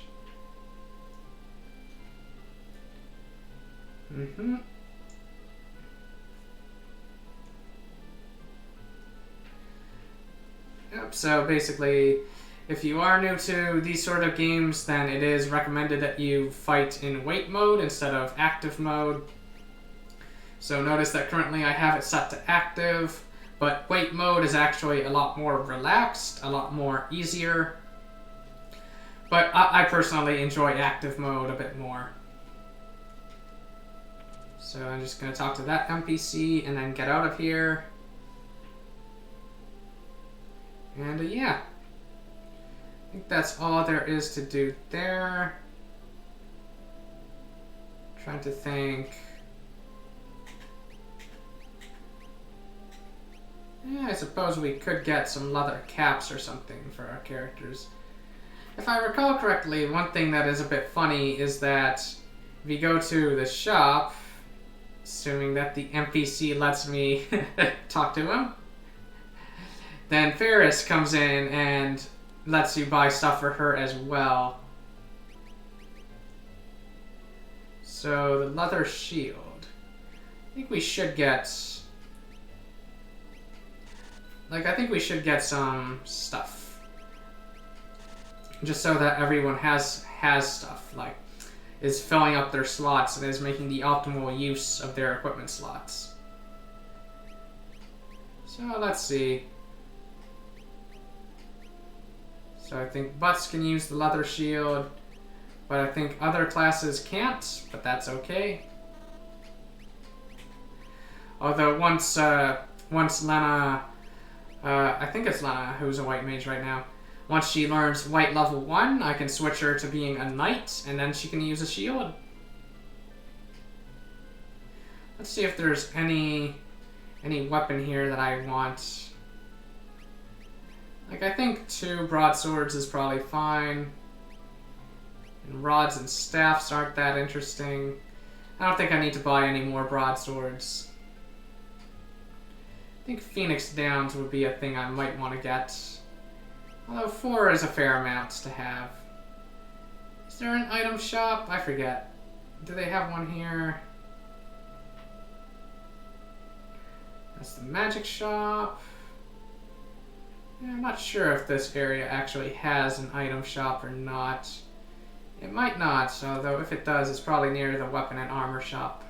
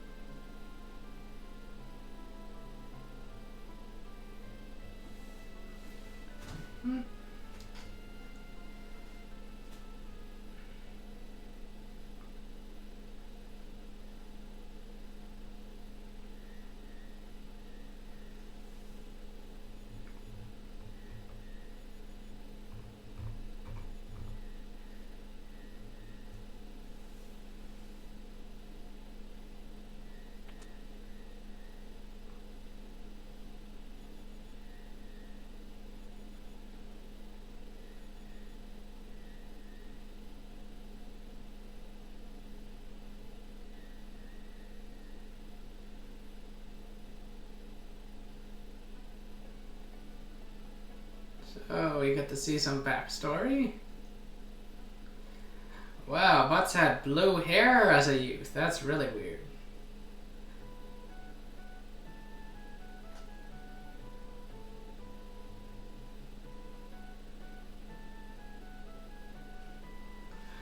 Never tell him about the crystals. Oh, wow, you're a jerk. That would have really helped him with this journey, you know.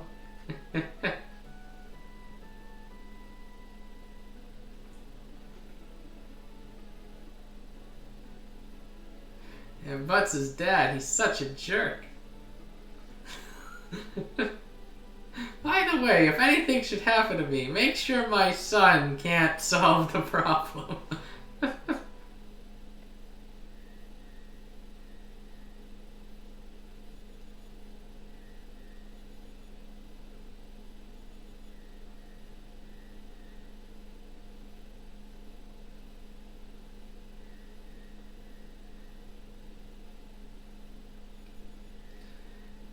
Old man watching you sleep. That's not creepy at all.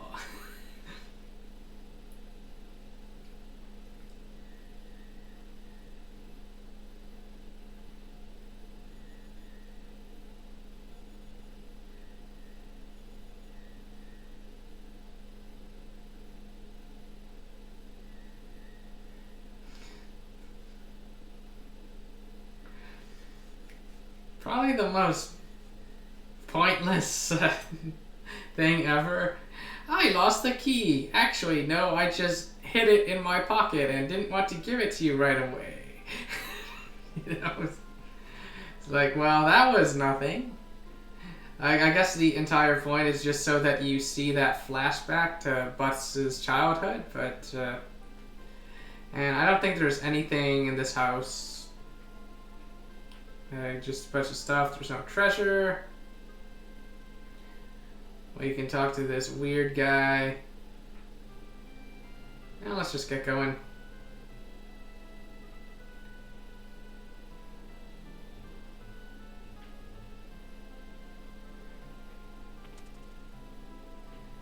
That is the new thing. Let's see.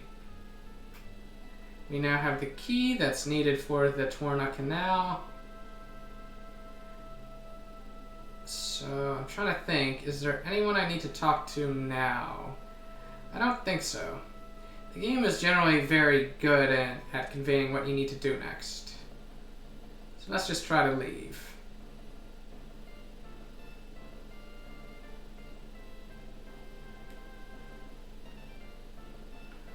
What? You're leaving all the pirates behind?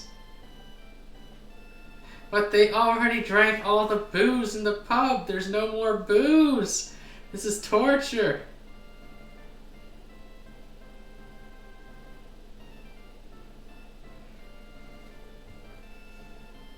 And Ferris is like, no, you pirates, you can't like use jobs and stuff. All you can do is attack.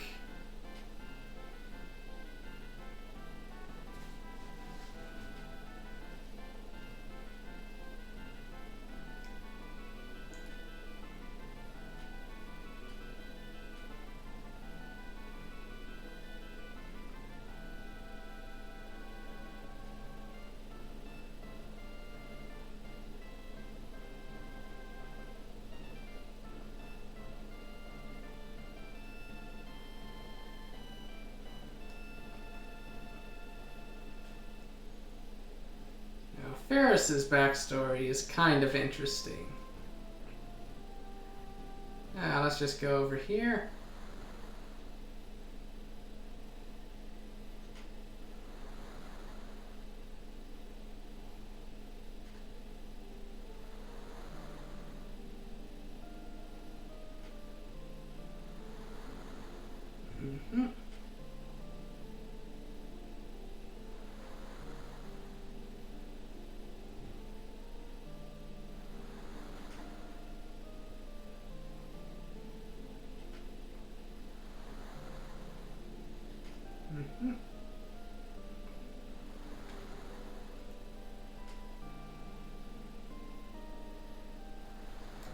So maybe that's the real cause of climate change, see? It's not caused by greenhouse gas emissions, it's caused by someone destroying the crystals, you know? Oh, that will solve all of our environmental problems. We just need to stop people from destroying the crystals. It makes perfect sense.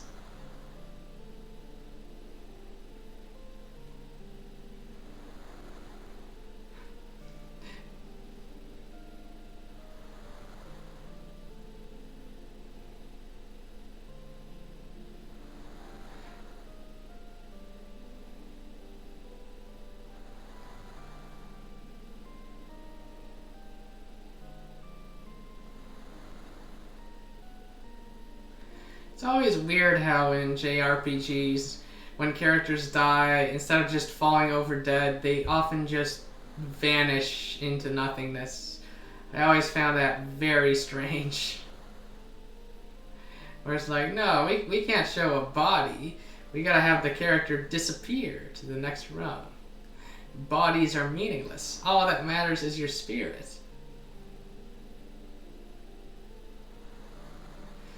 There's probably some sort of cultural explanation for it, but I don't know it. So.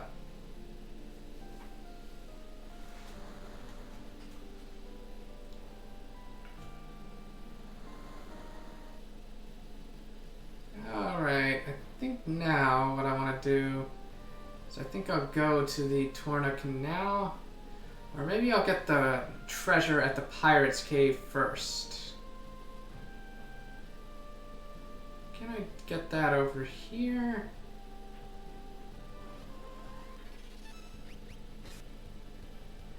Oh, I should have showed Goblin Punch.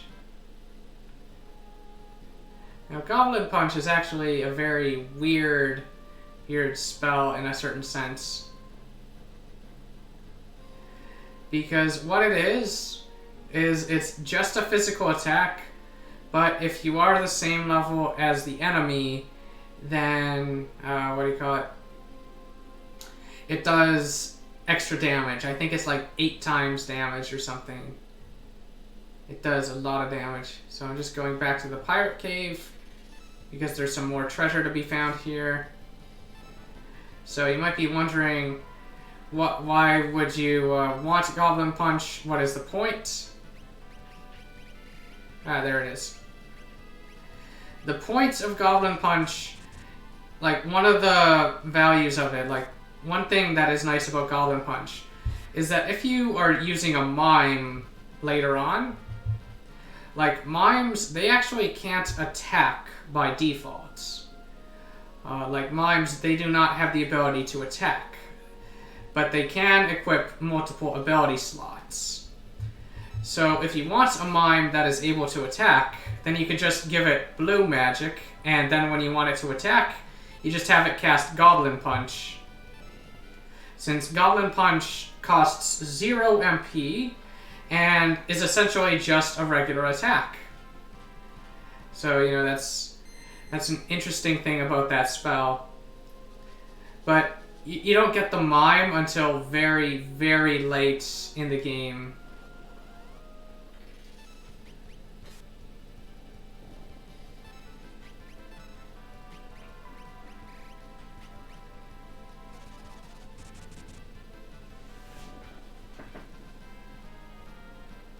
Hooray! Butts gained a job level and he can now use check. And Lena gained a job level and gained white level 1. Galuf gained a job level and gained black level 1.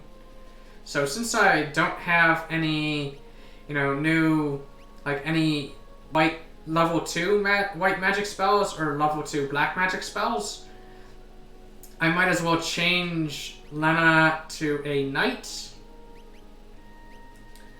Where's the knight? There's the knight. And now I will equip the white ability. And now Lena can use the second broadsword. I can move Lena to the front. And maybe I should actually have Ferris at the back. And let's see, Galuf I think can be a black monk or something.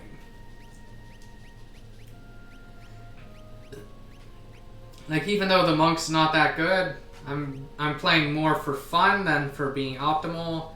I like having kind of a mixed party that is able to do various things. And maybe I'll have Butts sit at the back, since I think Goblin Punch, it might be a long-ranged attack. I might be wrong about that, but I can play around with that and find out if he gets any sort of damage reduction when he casts Goblin Punch from the back row versus the front row. But anyway, one thing that the Blue Mage has, like one ability it can learn, is called Check, and that's kind of like Scan in later entries of Final Fantasy, where it just tells you how much HP an enemy has. And I think it works on bosses too. I don't remember if it does, but I think it does.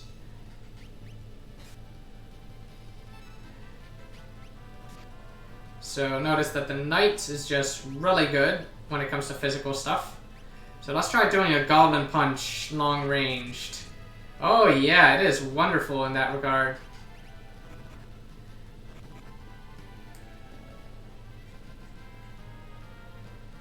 So Ferris can now find passages, which I suppose I could switch her to a different class. Like maybe have her also be a white mage and stuff, and then switch back to a thief. Like maybe I could do that.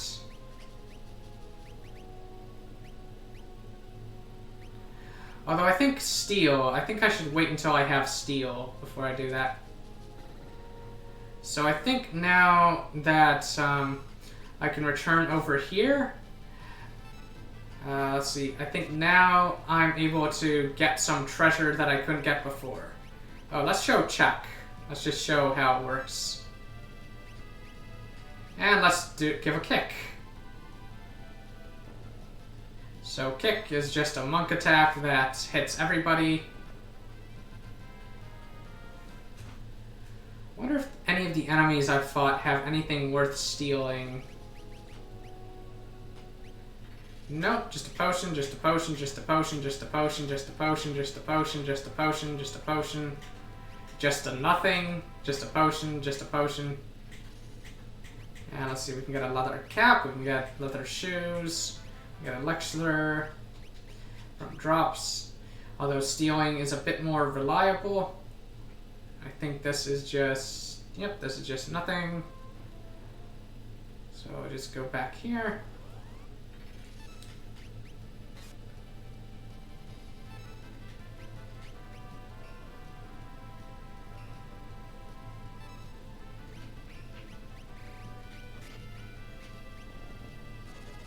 Goblin Punch!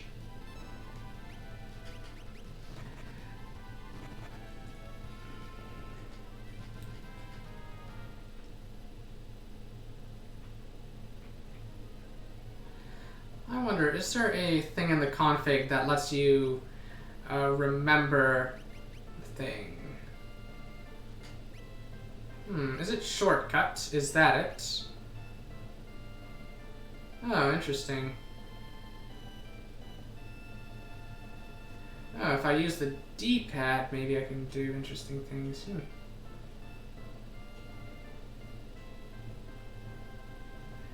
I think that sounds a bit too complicated. It's this one that I'm after. I think I'll go for remember. So what that does is it will make it a lot easier for me to cast Goblin Punch as a regular attack. And I think that's everything I want to change. Let's see. Yep, okay. So now, is there any treasure here that I can get? Yep, looks like there are, and they're all in the same place. So I just need to find that place.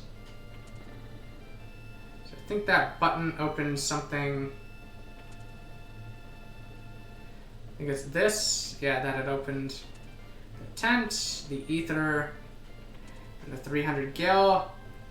And yeah, I think that's all the treasure that I want from here. And now let's just get out of here.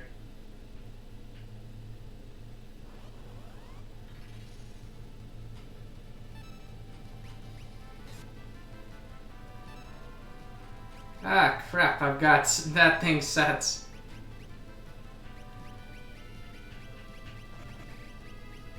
Gotta undo that setting. Since I think I prefer just moving up and down with my menu. Yeah, let's just adjust that.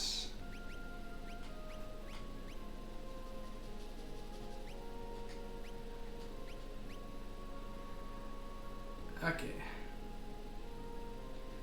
Hopefully it remembers between battles and stuff.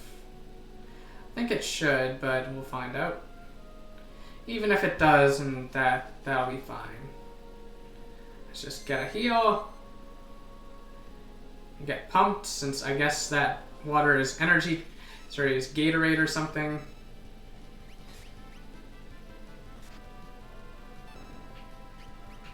No, it does not remember. Okay. Goblin Punch!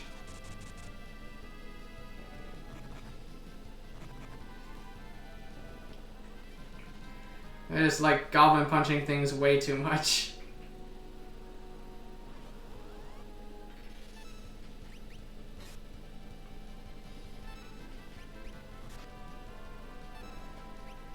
Oh, it does remember now. Awesome.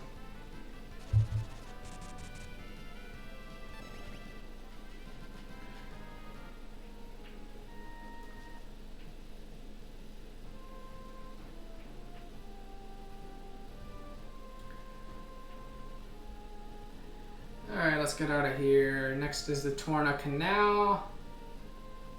Trying to remember where that is. I think it's up and to the right. Yeah, it's that. Let's try fighting those difficult enemies first. So there's a Bandersnatch. Let's try stealing.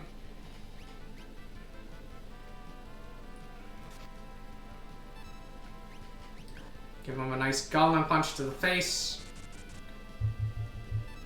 Let's try using some black magic on him. Fire style, Fireball Jutsu. I think just a regular attack would have been stronger. But anyway. And of course, one nice thing about white magic is I think you can actually heal everybody at once. Although everyone's health is already pretty good, so except for maybe buses. So that was one enemy.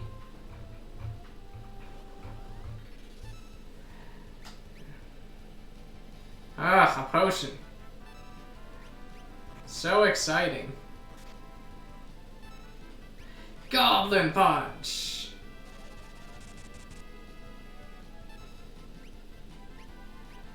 Let's just do regular attack. Yeah, that's doing more damage. I think it's generally bosses that are worth stealing from.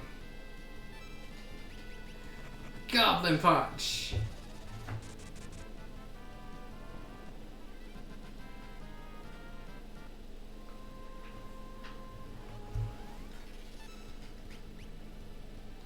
Alright, I should stop moving so much.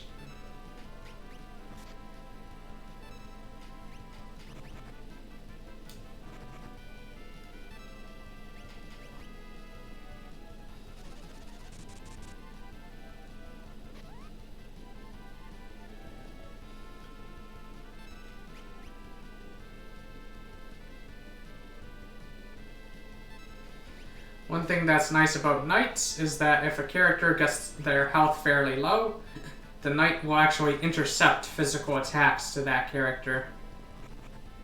So it's like cover, like the cover materia in Final Fantasy VII. I think I'll just have Ferris attack now.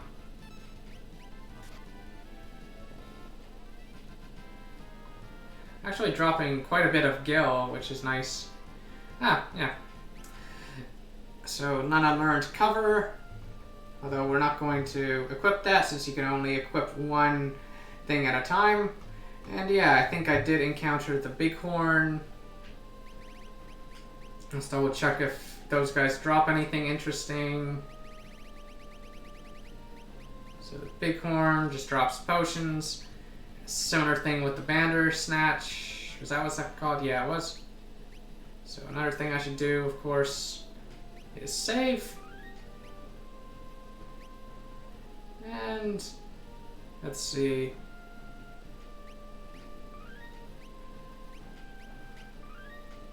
So I think I'll leave this one.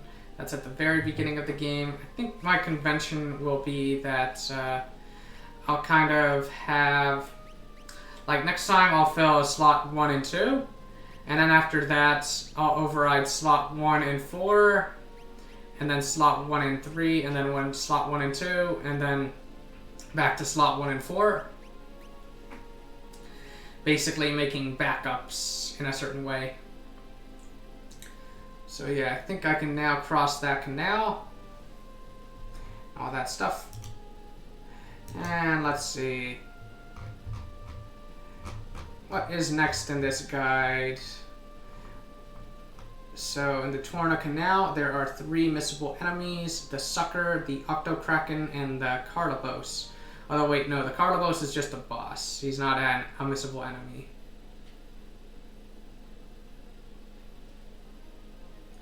So here we're just using the key.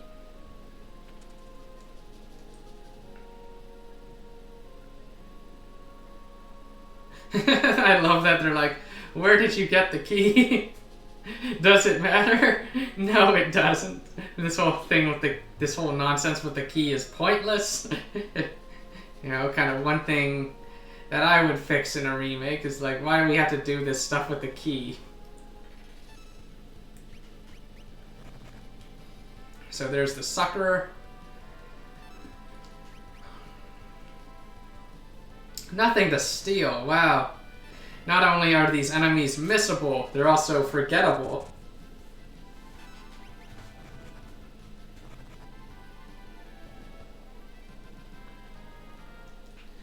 I should probably teach Galuf white magic as well and basically have a white monk and a white knight.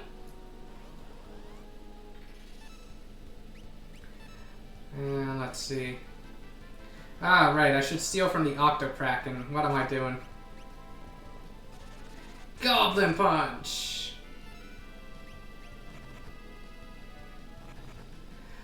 One thing that's very nice about the Thief, of course, is that they are very, very fast. I think the Thief is probably the fastest class in the game. It's either the Thief or the Ninja. And basically, if you master the Thief class, then the Freelancer becomes really fast. Becomes as fast as the Thief.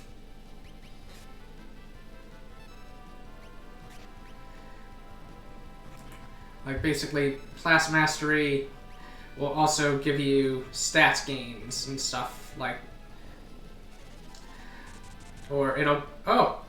And the reason why that Goblin Punch did 360 damage is because that enemy happened to be the same level as Butts. So, like, if you can get a boss to be the same level as yourself, then, you know, that can be good.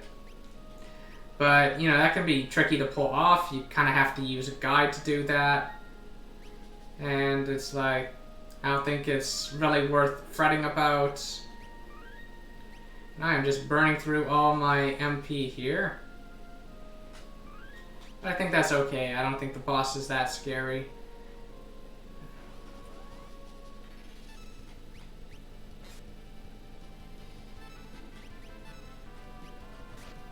Goblin Punch! Whew. Trying to think, when am I gonna learn more blue magic besides Goblin Punch? Oh, I can learn Arrow at some point in the near future. Let's see, I think I can learn it from those enemies in the Wind Shrine. You can also learn Vampire. So maybe after this boss, maybe I'll do that.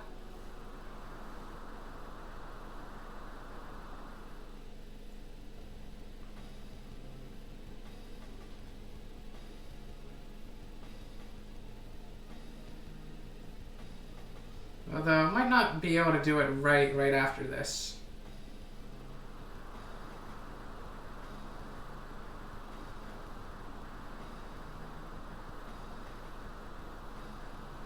It's also a lot easier to do when you have the ability to mind control enemies and stuff.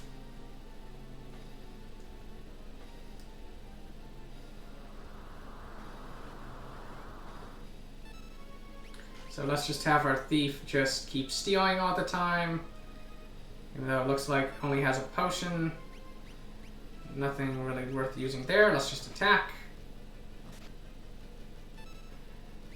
And let's see. I think Thunder might be good.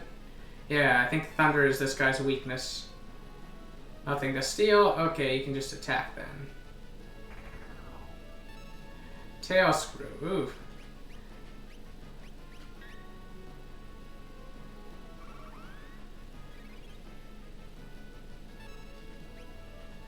Let's see if check works on him. Yeah, it does. Okay. Alright, let's use Thunder on him. Oh yeah, and the monks can counter when they get hit. So that's one nice thing about the monk. Yeah, I should definitely get more characters who can use white magic.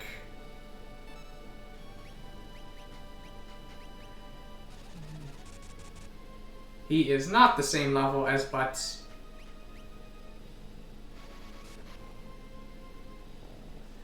Yep, just spam Thunder at him. Okay, so Butts has learned Learning, which means that that basically allows you to learn blue magic. And let's see, Ferris has learned Flee, which allows you to escape from battle regardless of how much stronger the enemy is than you. No, Sildra! No! It's okay, we'll see her later. She's a fighter? What? I thought she was a black mage.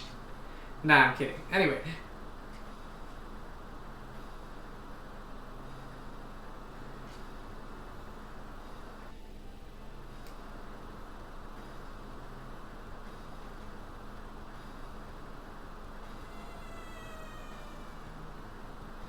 And down she goes. She'll be back. Eventually.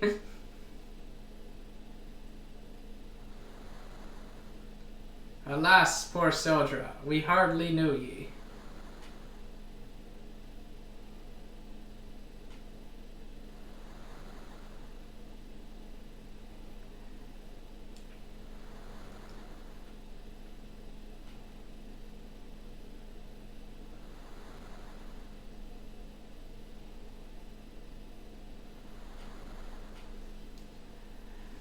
Let's see, I made sure to get all the missable enemies, yep. And next will be the ship graveyard. And everything here is missable.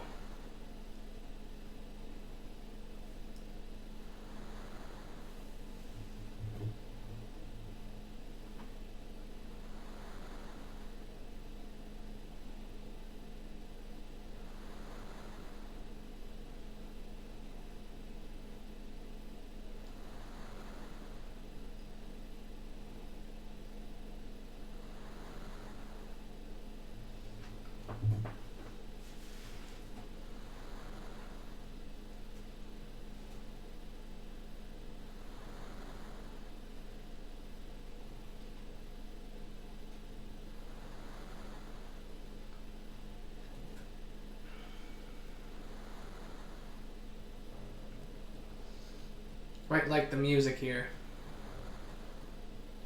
And everyone's fully healed. And let's see, I forget. With the Blue Mage, I forget if I'm close to mastering the Blue Mage now. I might be. Like, it is one of the classes that's very fast to master, since there isn't, you know, a whole lot of stuff to get from it. I think it's either at this level, at the next level, or how to put it, the job level after that the Blue Mage will be completely mastered. So if we go in here, we can rest if we need to, and you just go back like that in order to trigger that. And let's see, are there any enemies here that can teach me more blue magic? Let's see.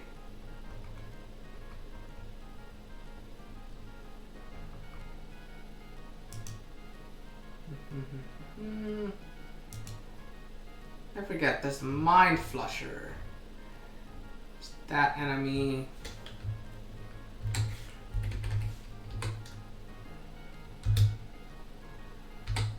Nope, okay. So I don't think any of the enemies here can actually teach me blue magic. But I think I'll still keep Butts as a blue mage, since blue mages are fun. Well, maybe I won't. Maybe I'll have him also be a white mage, since, yeah, if he's not gonna learn any blue magic, then I might as well make him a secondary healer. And I can have him equip learning, so that way if someone does hit him with blue magic, he can at least help with that. Like, he can at least still learn it, even though he won't be able to cast it. And let's see, as for Ferris, maybe I'll have like 2 white mages and 2 black mages. Maybe I'll do things like that.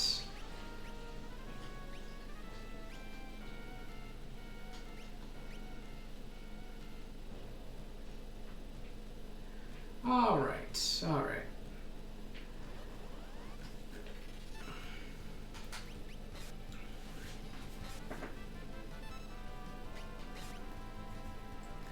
One thing that is, of course, nice about having white magic here is you can use it offensively. Even though I don't think I will do that.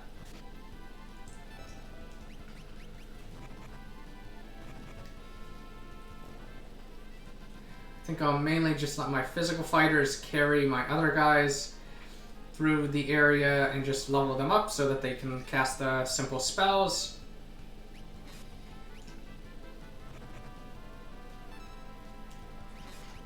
Let's give a kick.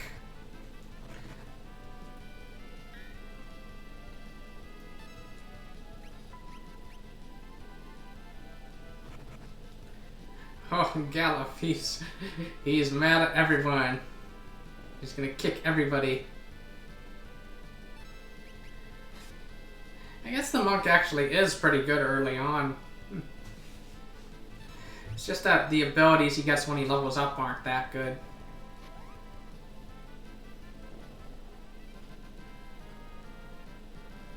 Oh, a dagger, hooray! Alright, where's the first treasure chest? So I think the first one is the flail. And that's actually quite a nice one. Especially for your casters, since, what's it called? Casters can equip the flail, and the flail does the same amount of damage from the front row and from the back row. So let's see if I can get my hands on it.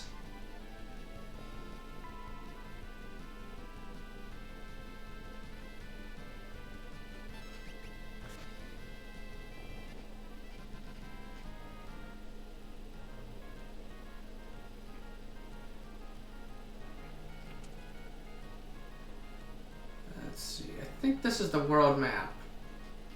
I could be wrong though. Yeah, no, okay, that's not it. Since you do get it here. You get it in this dungeon.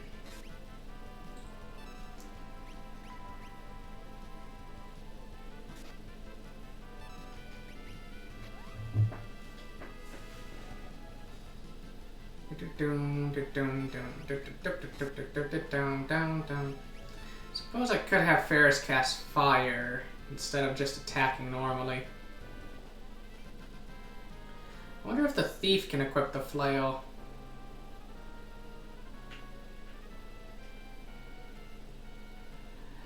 Let's see. Just trying to find the treasure. And this grinding's not too bad since I want to get ability points anyway.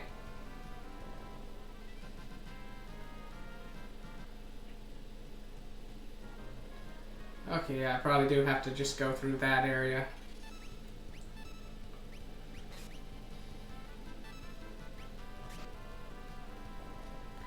Wow! Killed it in one hit. Very impressive.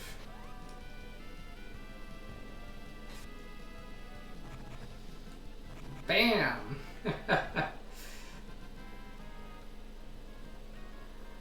Just a complete beast. Alright, so let's go through here then. Doesn't seem to be any treasure. Is that a treasure?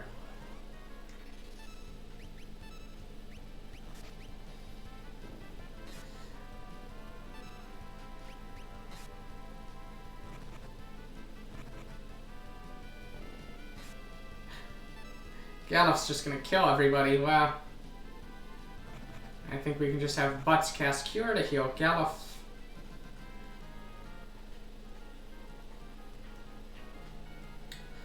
Let's just do that.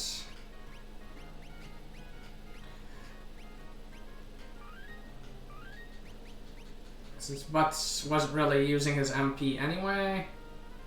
Alright, what's this one? The tent. Interesting. Oh. The flail is at that rock. Okay. That's what's going on.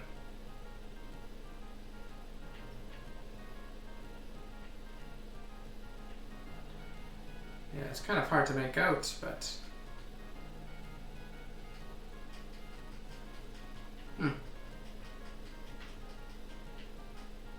Oh, there it is. Okay.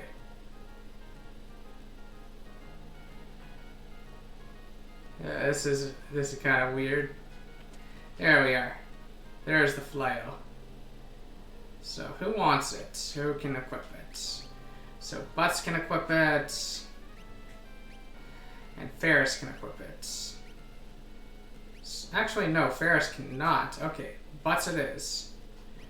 It's a much better weapon than the staff. Since it has better damage output and also does the same amount from the front and from the back. Even though the other physical characters, like, they just completely outclass the casters when it comes to physical attacks. So notice that Ferris does 30 and Butts does 60.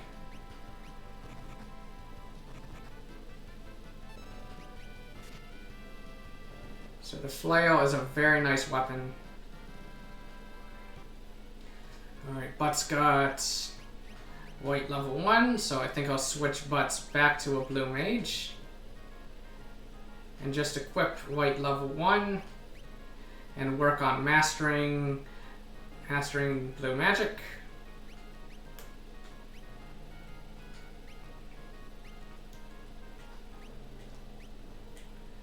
And then for Ferris,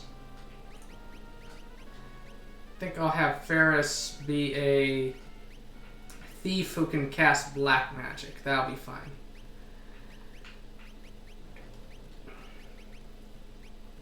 Where is it? Where is it? There it is.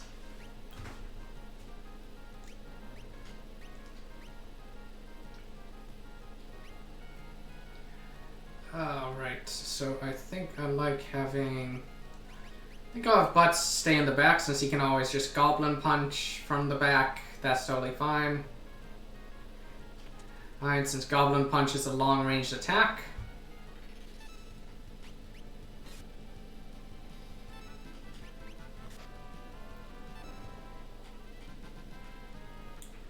There we are.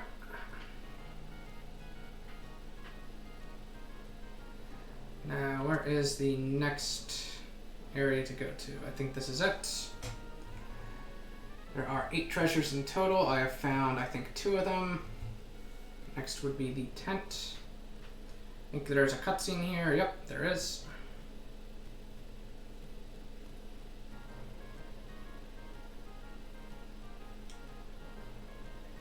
Ah, yes. They do, in fact, get soaked. I think I should have Ferris just steal. That's probably more efficient than these weak attacks.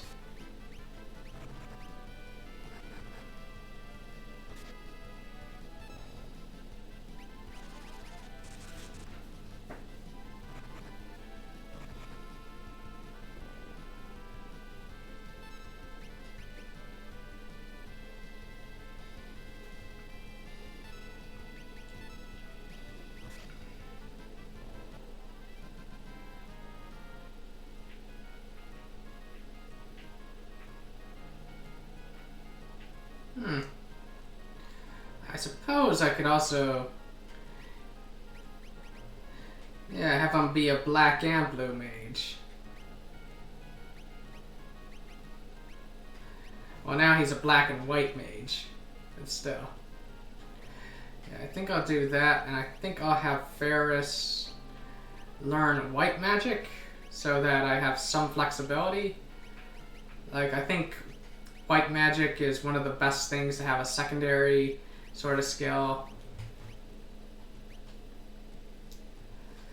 Yeah, since it's only 10 job points, so seems good to me. Ah, there it is. There's the way forward.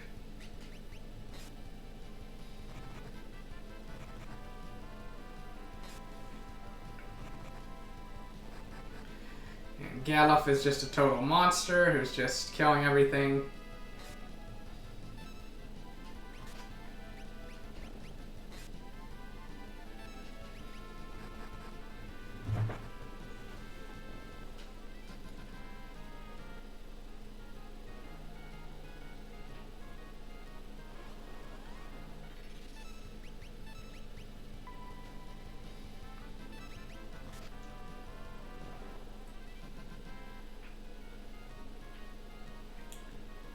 is there anything in this water? Getting all these fights actually isn't so bad because it means that, you know, I level up very quickly. Or I level up my jobs very quickly. There's that chest with a... what do you call it? Skull on it. I think it's fine. Let's look at it. 990 gil. That is a lot of gil. Although, where is... No, I found a tent. Okay. And there is a phoenix down somewhere. Uh-oh. If I had a thief, then I think I would be immune to back attacks.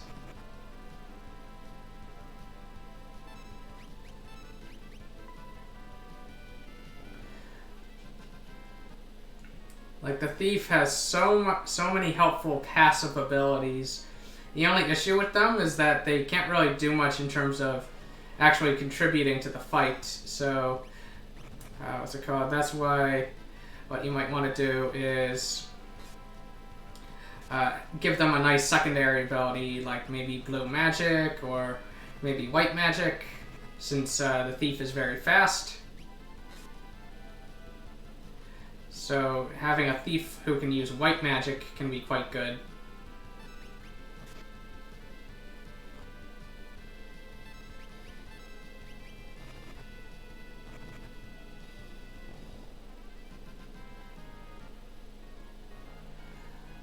Let's see now.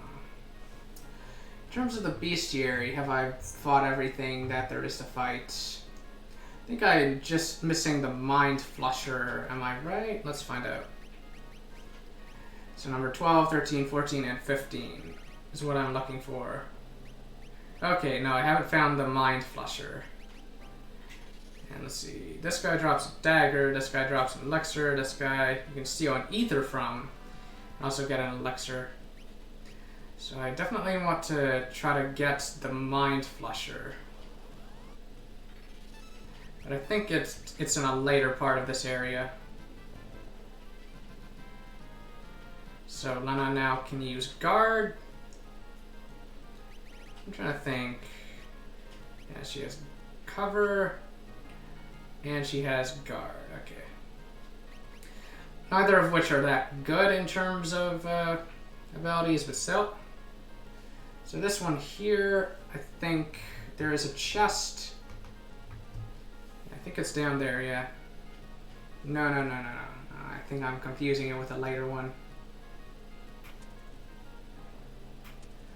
What about here?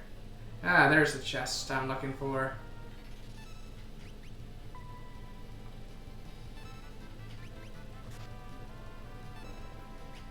Let's give them all a nice kick.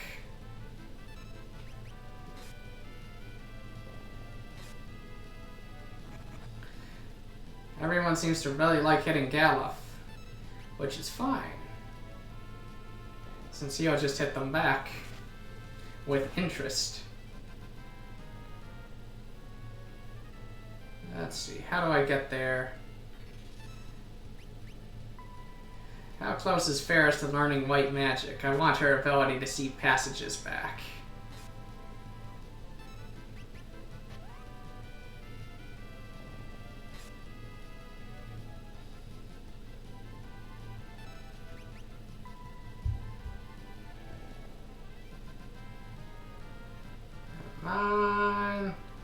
Job level, black level 1, white level 1. Awesome, okay.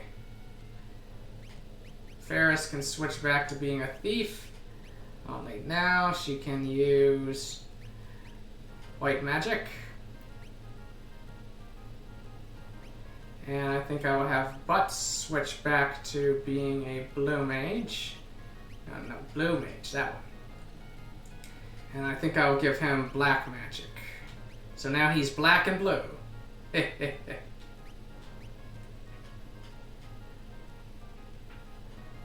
how do I get that over there? Oh, I go through here, that's how. So this is Phoenix down. Yep, okay. And then next is a potion in a green area.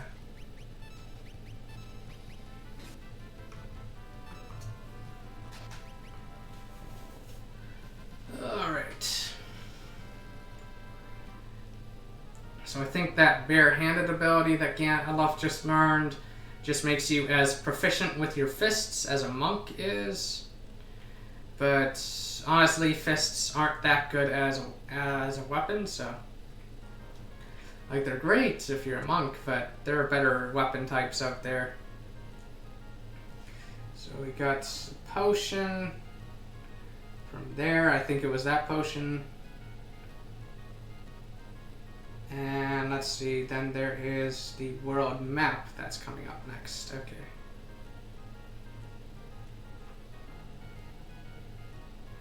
Oh, you can fall in pits, that's right. I forgot about that. Kind of reminiscent of Pokemon. Even though Pokemon came later. There's a fish in my shorts. Kind of like there's a snake in my boot from Toy Story.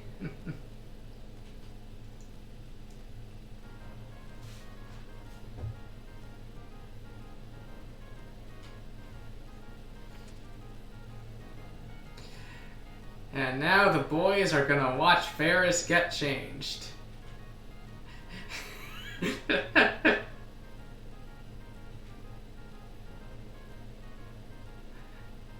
Uh-oh.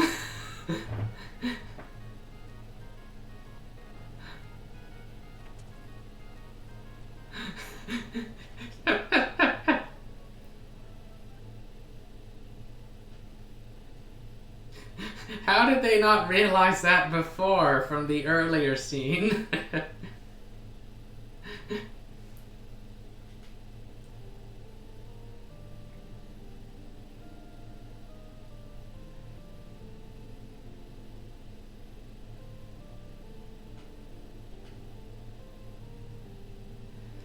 Yeah, it's true. Usually girls can't be pirates. Like, that is historically true.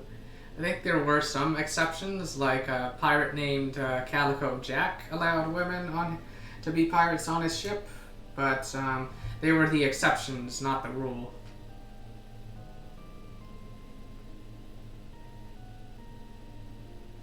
I knew from the start that you were too pretty to be a man. The humor in this game is very silly. It's right up my alley.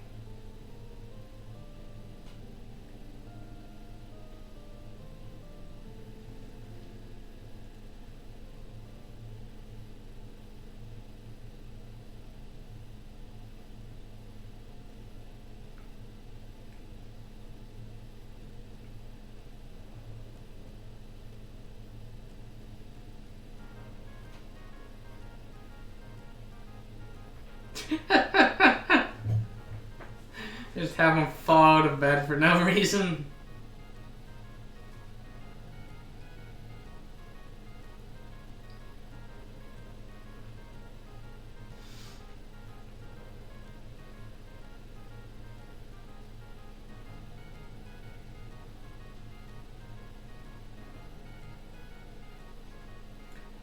Alright. So there's a nice save point.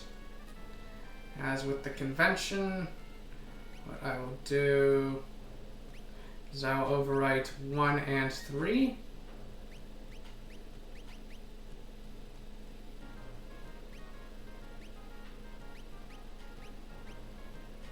There we are. Okay, is there a treasure in this room? I don't think so. I'll just double check. And let's see. Now the next treasure is the world map, which I think is further up.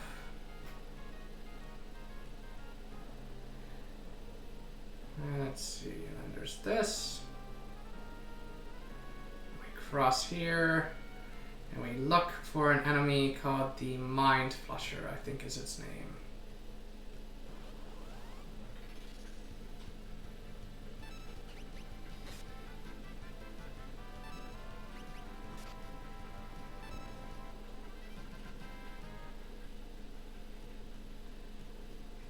Let's see. So I think you can get the world map in here. I think this is the place.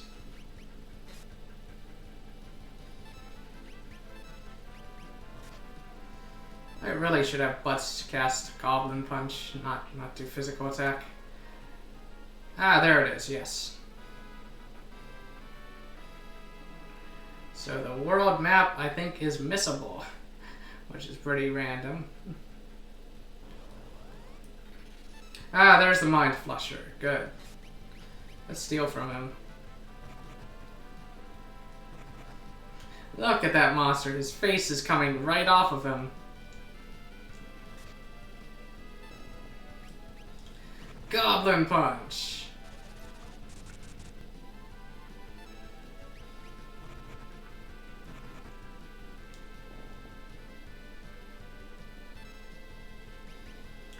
Might as well just steal.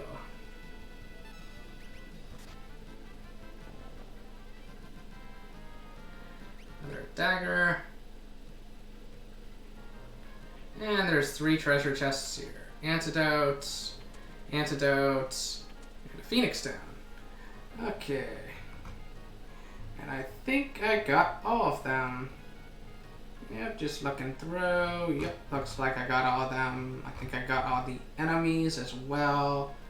The skeleton, the Carcrathal, the Undyke Husk, and the Mind Flusher. Yep, since I already checked the Bestiary, that's right. So,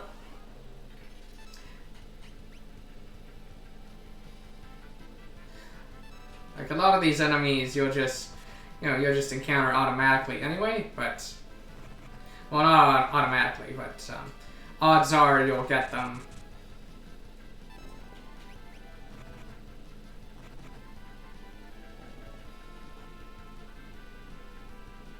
Ugh, what a ghastly lick.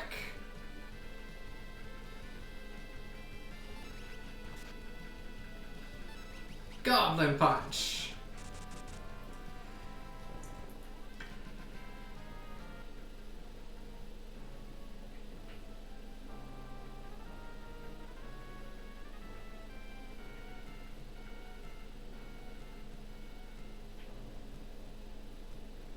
Let's just jump back. And jump here, I think is where the level ends.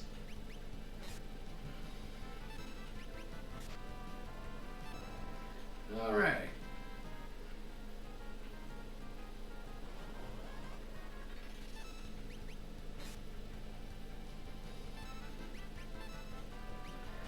Goblin Punch.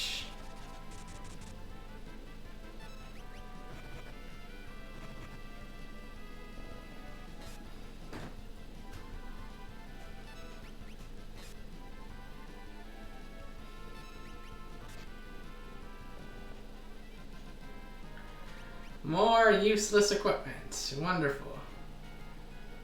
And I think you get it from here. I think you proceed this way.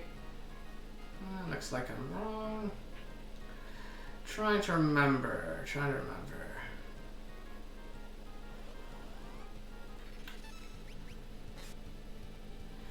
How does the level end?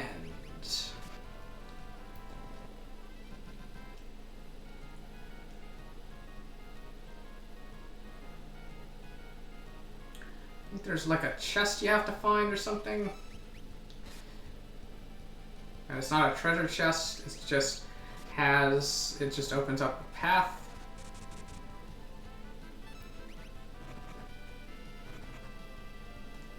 Let's see.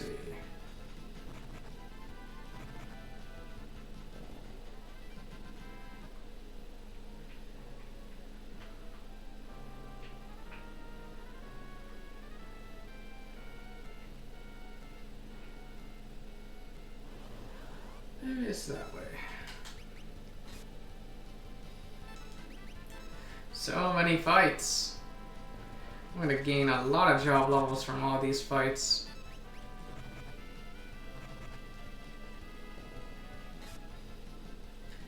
Like, there are a lot of them, but I like that they're quick and snappy. Especially if you enable remembering the what was that thing called? Cursor location. So you can do Goblin Punch a lot faster and all that stuff.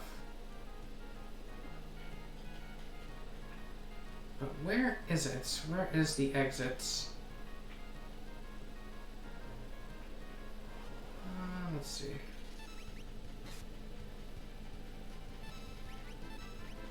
Try checking the area with the world map again.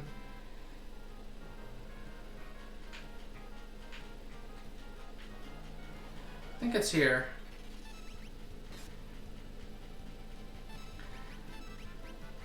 I think I'll just look it up real quick.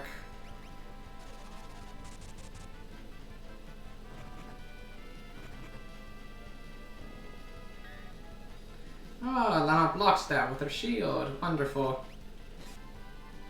You can also get capes and stuff that can block attacks as well, like the elf cloak. Well, doesn't look like it's this one. Since those rocks over there, I think they do correspond to the next area. Let's see. Just look it up real quick.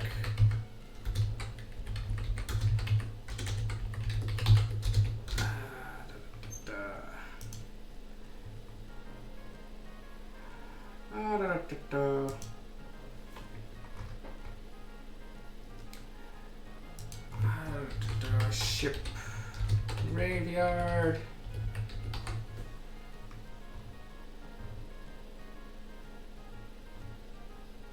Okay, this walkthrough is kind of useless. Okay, need a map or something.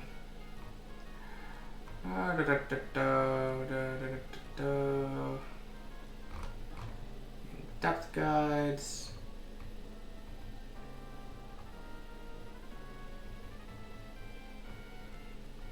Looks like someone does have a map of the dungeon itself.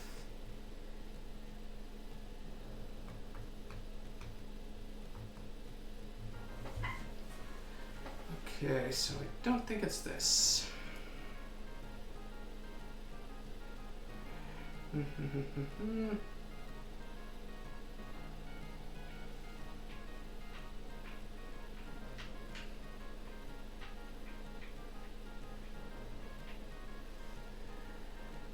Let's see.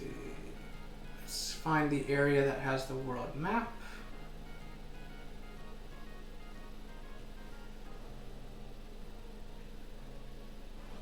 Yeah, let's just go there and see if that's where it is. The first time I did this, I didn't get stuck here. Trying to remember what it is.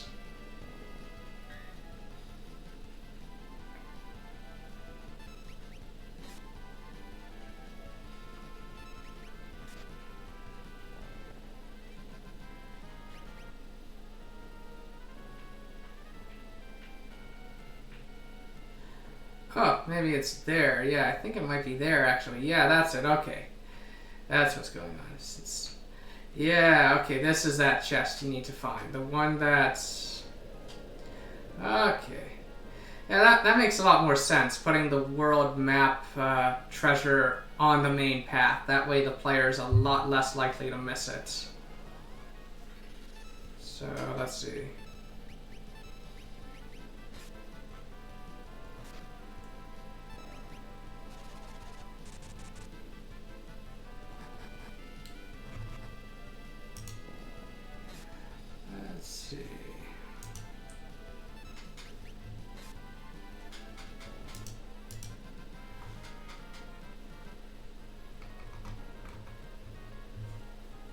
Okay, so I just go up here. I forget, can this boss give you any blue magic? I'm just gonna check that real quick. No, it doesn't look like it. Something's fishy about this place, and it ain't cod.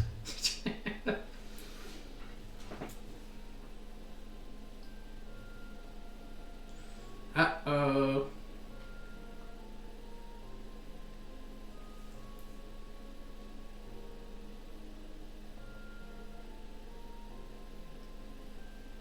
Here we are.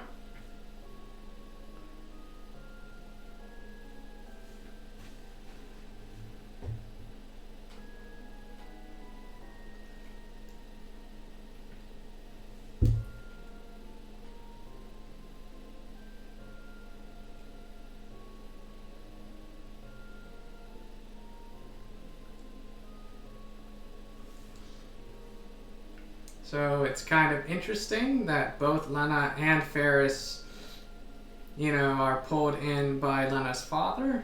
You can probably guess as to why that is. I love that Gallop is like, who the devil are you? I love that his amnesia becomes a sort of thing that, you know, helps him deal with what's going on here. One of us. One of us.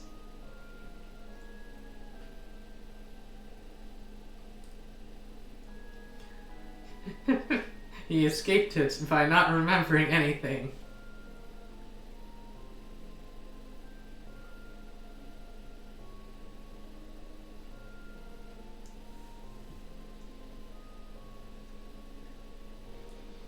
Aw, that's nice. Gallop has his friends. That is nice.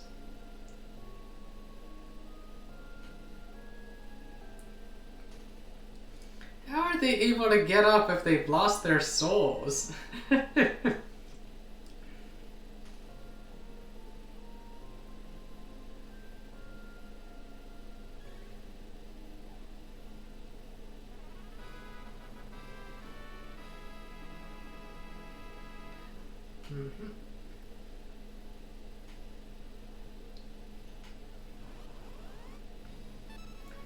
Alright, let's go for some steel. Nothing to steal, okay. Let's just go for an attack. And let's go for some fire. Okay, fire isn't effective. Let's try Blizzard. Oh, right, there's nothing to steal. What am I doing?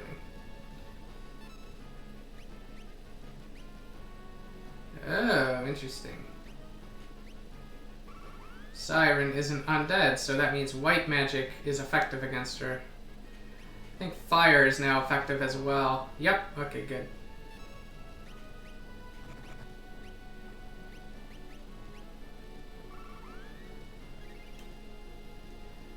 There we are. Let's just try regular attack. Regular attack is ineffective. Let's try fire. Let's try fire again.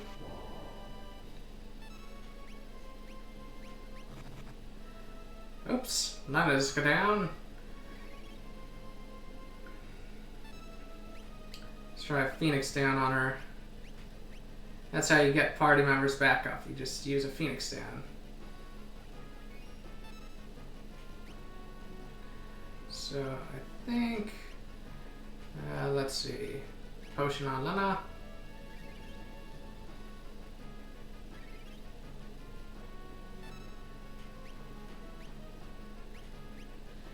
Cure on Lena. And just attack. Some of these boss attacks are scarier than others. Let's try Blizzard. Ineffective. Okay, so wait for the siren to become undead and then unload your fire on her. Also try cure on her. Let's see how much damage that does. Only 80, so not that much. I think it's better to just cure everybody as opposed to use it for offense and rely on black magic for damage output. There we are. We got a nice shield. Since I think the shield I'm currently using is the leather shield.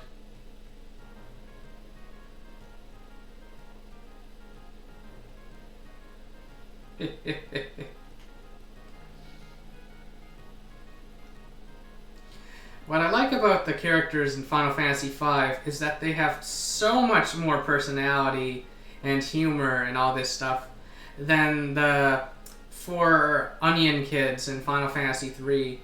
Like, those ones were so bland and so uninteresting. And, like, they start off fairly interesting, but they don't really do much or interact with each other. So, anyway, I think now we basically want to find the town. And in the overworld, there are 3 enemies we can encounter.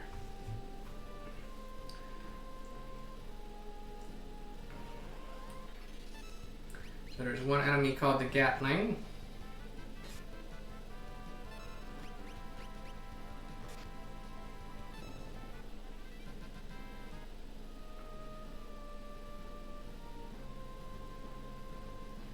How is Butts doing for mastering blue magic? He's at 25 out of 70. It's pretty good. Ferris is doing pretty well for mastering thief stuff. And the other 2 are doing good in their respective jobs.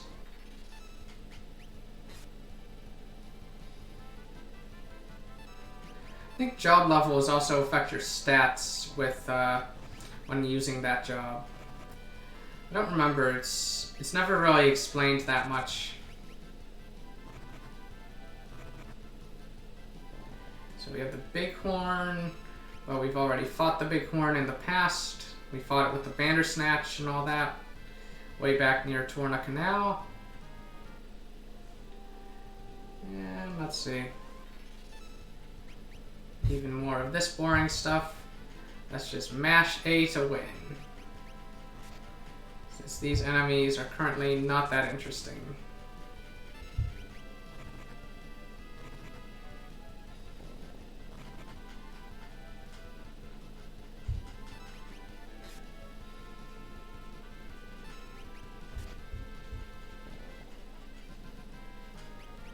Oh, we got a gold needle. I think that cures petrification. So let's see. More of the same enemies. This game can get fairly repetitive at points, but that's okay. It's more just something you see in old games like this.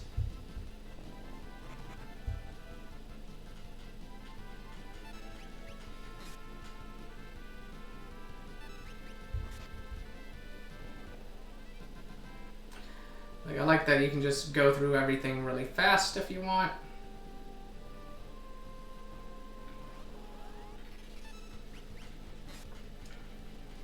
Let's see, West Patch of Carwin has a rare enemy called a Garula. Ah, okay. So if I stand on that grass, I can fight a rare enemy. Okay. Or not grass, I guess it's more of a plain, but it looks like grass. I'll go over there. Everyone's leveling up, that means more HP. So apparently on this section of land, there it is. So this is probably a difficult enemy given that it's rare. In which case I should probably heal everybody. And I think I'll try black magic on it. Okay, that does a fair amount of damage. Let's try ice. Ice, okay. Let's try stealing again. You stole a maiden's kiss. Interesting. I don't know how you would steal that, but anyway. Well, I can think of ways, but they're not safe for work.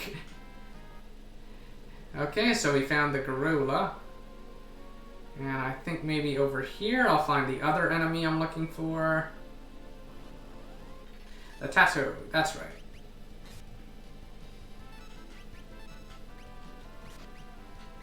Goblin Punch! Forget Falcon Punch, we're all about that Goblin Punch stuff.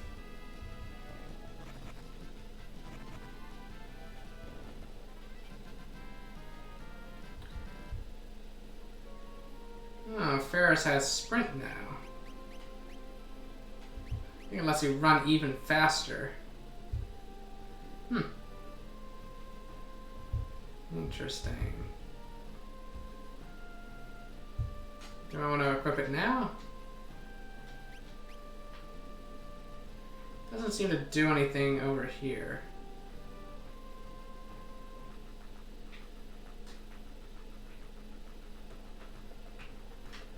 It does move you a little bit faster, but pretty happy with my regular thing. So let's just have Ferris use white magic or something. Since in general, I think white magic is more useful on a thief, since thieves are very fast, and often you want speed when it comes to what's it called? What's that thing called?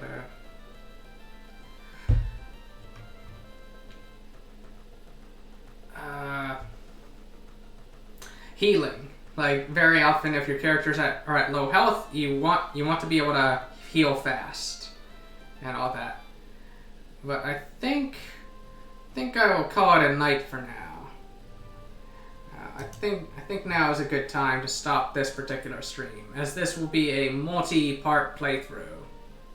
So I think I will just save and call it a night.